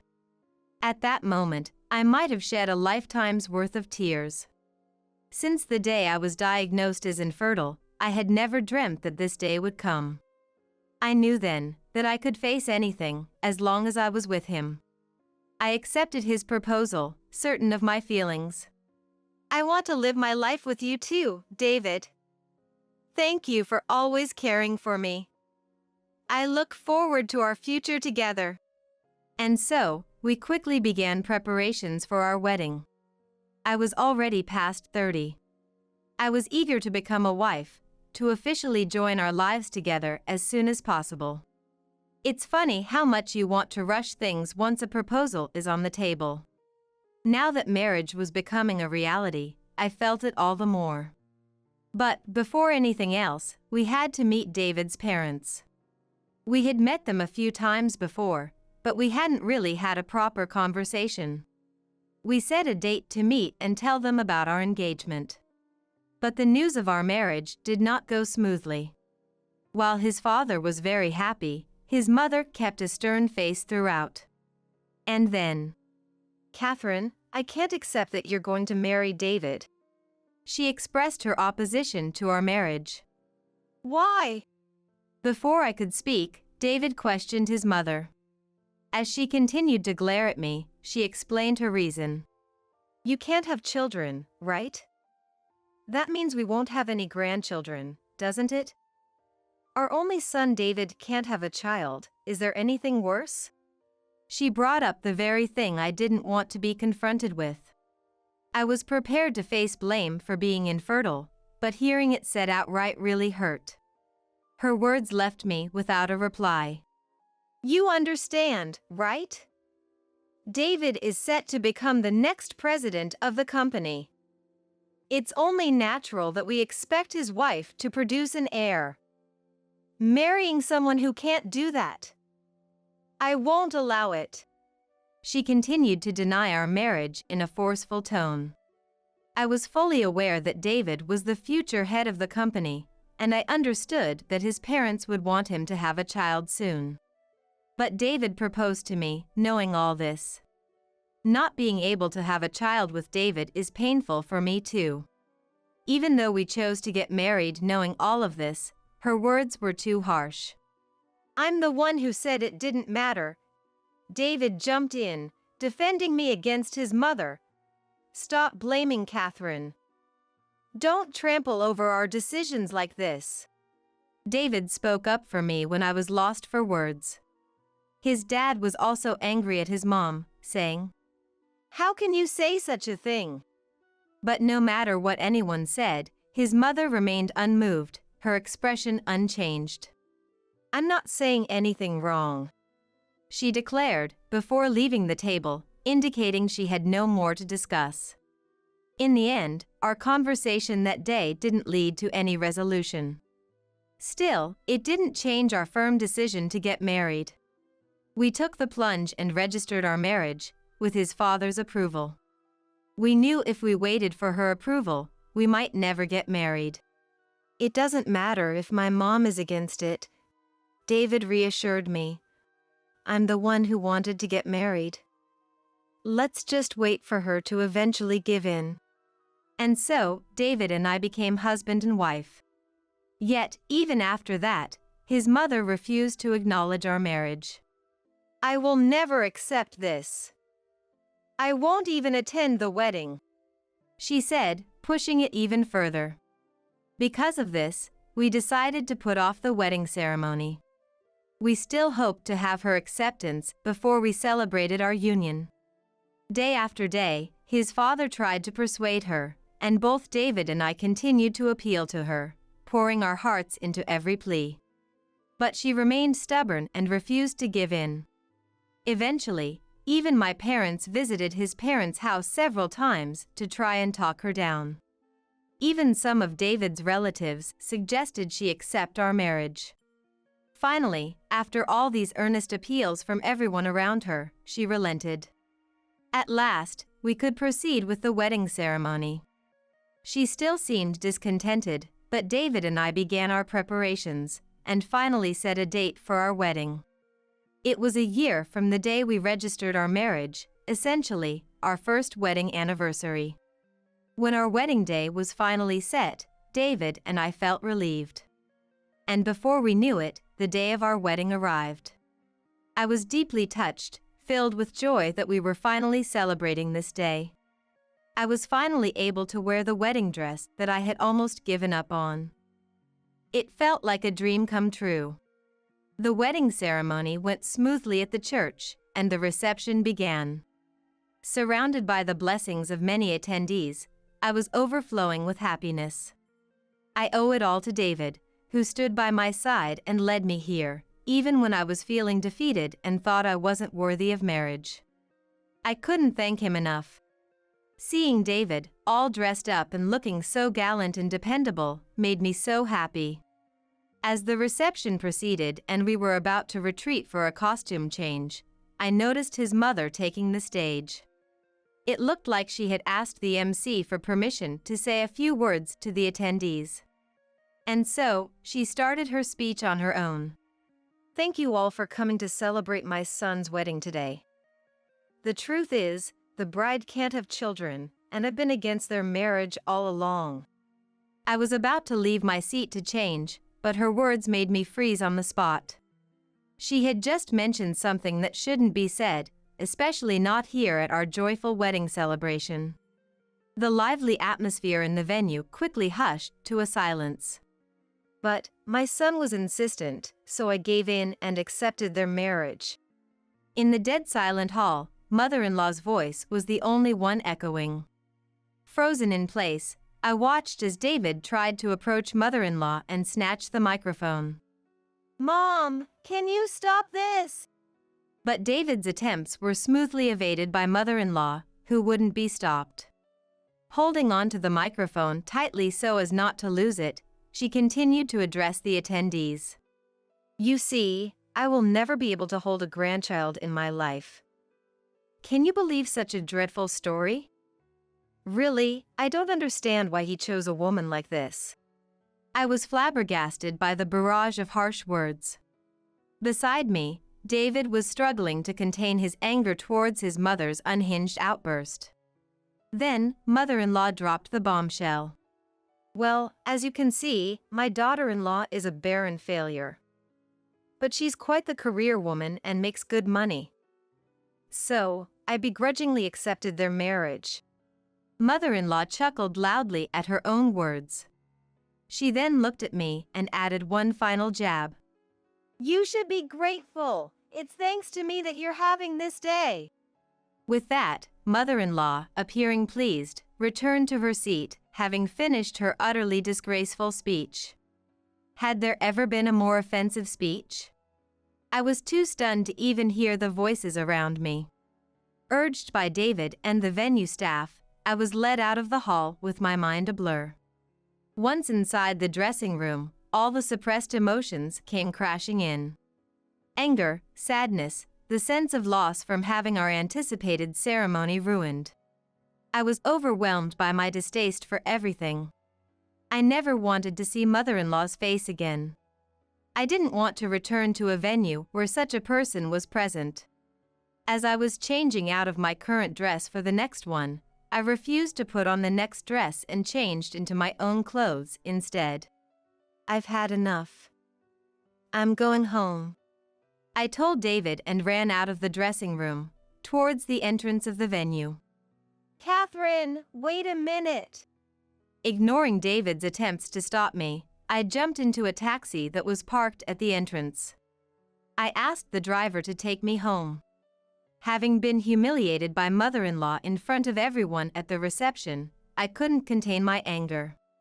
I wanted to escape from there as quickly as possible. Our new home, where David and I had just started living, was a short 5-minute drive from the wedding venue. Upon entering our home, the tears I had been holding back flowed freely.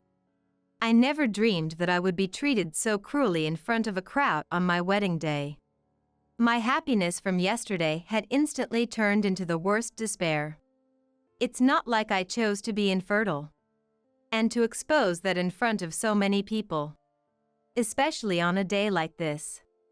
Thoughts were racing through my head. While I was wiping away my tears, David arrived. Catherine, I'm truly sorry. Please, forgive me. I never imagined my mother would say such horrible things. I'm sorry, I couldn't do anything for you. David bowed deeply to me, offering words of apology. He explained that as the groom, he couldn't afford to raise his voice against his mother's antics. I knew very well that David was a decent person. And besides, mother-in-law was the one at fault here. I didn't feel like blaming him at all. Please, Catherine, let's go back to the wedding. I told my dad to keep my mom out of the venue. They're in the middle of a dress change and it's a mingling time for the guests. We can still make it back in time. I don't want our reception to end in shambles like this. Please, let's go back together. I nodded at David's plea. I decided to trust him and return to the wedding. I didn't want to cause any more pain for him, my supporter and my understanding companion. Moreover, I was reluctant to ruin the reception we had both painstakingly prepared for. Apologizing to David for rushing back home in a huff, we made our way back to the venue. In the taxi, we held hands, promising to see our wedding reception through to the end. Once we returned and entered the family waiting room, we found my mother-in-law surrounded by relatives. It was clear from her exhausted expression that she had been heavily reprimanded. Seeing my face, mother-in-law approached me. Oh, Catherine, I'm so sorry. Can we just pretend that earlier incident never happened? She lowered her head slightly towards me, pleading for forgiveness in a childish voice. It was a complete turnaround from the smug face she had displayed at the reception. What? How could you even suggest that, after the humiliation you caused in front of so many people? How can you say let's just forget it all happened? My anger resurfaced at mother-in-law's insolent behavior. The audacity of asking for forgiveness after what she had done was beyond my comprehension. Why was she seeking forgiveness in the first place when she didn't even want to accept me? She could have just left things as they were if she disliked it so much. I expressed my unwillingness to forgive her to mother-in-law and started preparing to get back to the ceremony. Don't be like that. I'm apologizing, so won't you forgive me? I had no idea that one of your relatives was a key client of our company. My maternal uncle, as it turns out, runs a significant client of my father-in-law's company. Apparently, while I was away, he had given mother-in-law a serious dressing down. He had even hinted at stopping the business transaction. Thanks to my father-in-law's desperate apologies, the situation was barely kept under control. I immediately understood why mother-in-law was apologizing. It wasn't out of guilt or regret towards me, but for her own self-preservation. I was so astounded that I was lost for words. It was then that David, who had been silently watching our exchange, finally spoke up. Mom, is that your idea of an apology? Aren't you disrespecting Catherine too much? And you're apologizing to her just because you were scolded by a client? Mother-in-law looked blankly at David, who had raised his voice suddenly. It was rare for him to lose his temper like this, as he was typically calm and collected. It was understandable that mother-in-law was taken aback. Do you even understand how much you hurt Catherine, Mom? You made light of her most sensitive issue in front of everyone at our wedding. As a person, that's the worst thing you could do. No matter the reason, it's unforgivable to casually bring up someone's health issues like that. David didn't hold back, continuing to shout at mother-in-law. He let out all the pent-up feelings he had towards his own mother. He had witnessed firsthand how mother-in-law had hurt me time and time again, using my infertility as a weapon. The worst of it all was her outrageous behavior at today's reception. David's gaze upon his mother was filled with disdain. I'm done with you. Consider yourself without a son. If you can't accept Catherine as my wife, that's your problem. What you say doesn't affect us. Our mother-in-law doesn't concern outsiders. A complete disavowal. David finally laid it out for his mother-in-law. He declared he had no intention of associating with her from here on out. As far as he was concerned, he had no mother. That's what I told mother-in-law. David, don't say things like that. I really want to celebrate you. Don't be angry, okay? I won't say anything more. Let's lift the mood and enjoy the wedding, shall we? His mother-in-law turned a sickly pale at David's words. In a fluster, she tried to gauge his mood. However, there was nothing she could say now that would make David listen. Today's not only about me, it's about Catherine, too. We're a team, we're one. Looking down on Catherine is just like looking down on me. I get it, you don't want to celebrate us. So just leave now.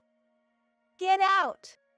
Her apologies were nothing more than self-preservation.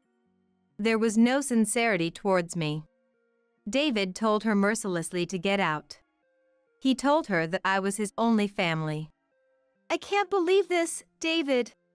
Upon hearing David's words, his mother stood there, dumbfounded. It seemed she hadn't expected such clear repulsion from her son. A cold gaze was cast upon her by David, me, David's father, and the rest of the relatives. Having lost all allies and standing alone, she finally accepted the reality. Her only option was to leave the scene. After she had gone, I quickly changed my dress, took David's hand, and we returned to the venue hand in hand. Guests, who were oblivious to the turmoil that had occurred. Although we had kept them waiting for a considerable length of time, they welcomed us back with a round of applause. It seems everyone had sensed the situation and kindly waited for us. I was truly grateful for this warm atmosphere. And the wedding reception, now devoid of my mother-in-law, proceeded smoothly, with David and I preparing to give our final speech. We made sure to apologize sincerely for the disruption caused by my mother-in-law. And so, we managed to conclude our reception without further ado. Following this, true to David's declaration, we decided to completely distance ourselves from my mother-in-law. David changed his contact information, making sure no communication came through from her. He even proposed that we move homes, even though we just settled into our new one. Realizing David's firm intent to sever all ties with mother-in-law, I agreed to the move. The moving expenses were covered by my father-in-law, citing the troubles caused by my mother-in-law, and we promptly relocated to our new home. After ensuring our move was complete, father-in-law took the opportunity to serve mother-in-law with divorce papers. Father-in-law, too, had long harbored resentment toward mother-in-law's behavior towards me, and the incident at the wedding was the final straw.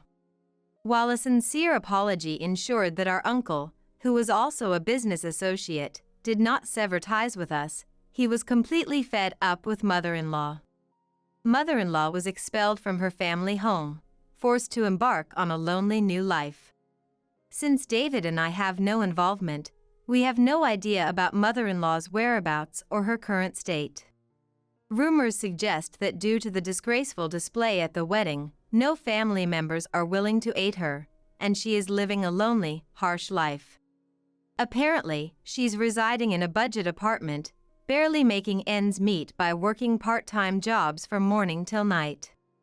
On the other hand, David and I are enjoying a harmonious married life. We have no children. But, even without the blessing of children, we can live together for the rest of our lives. As long as we continue to respect and grow with each other every day, we can always be happy. David and I believe this, as we join hands and face our future together. Our hopes spread toward the future we are building together.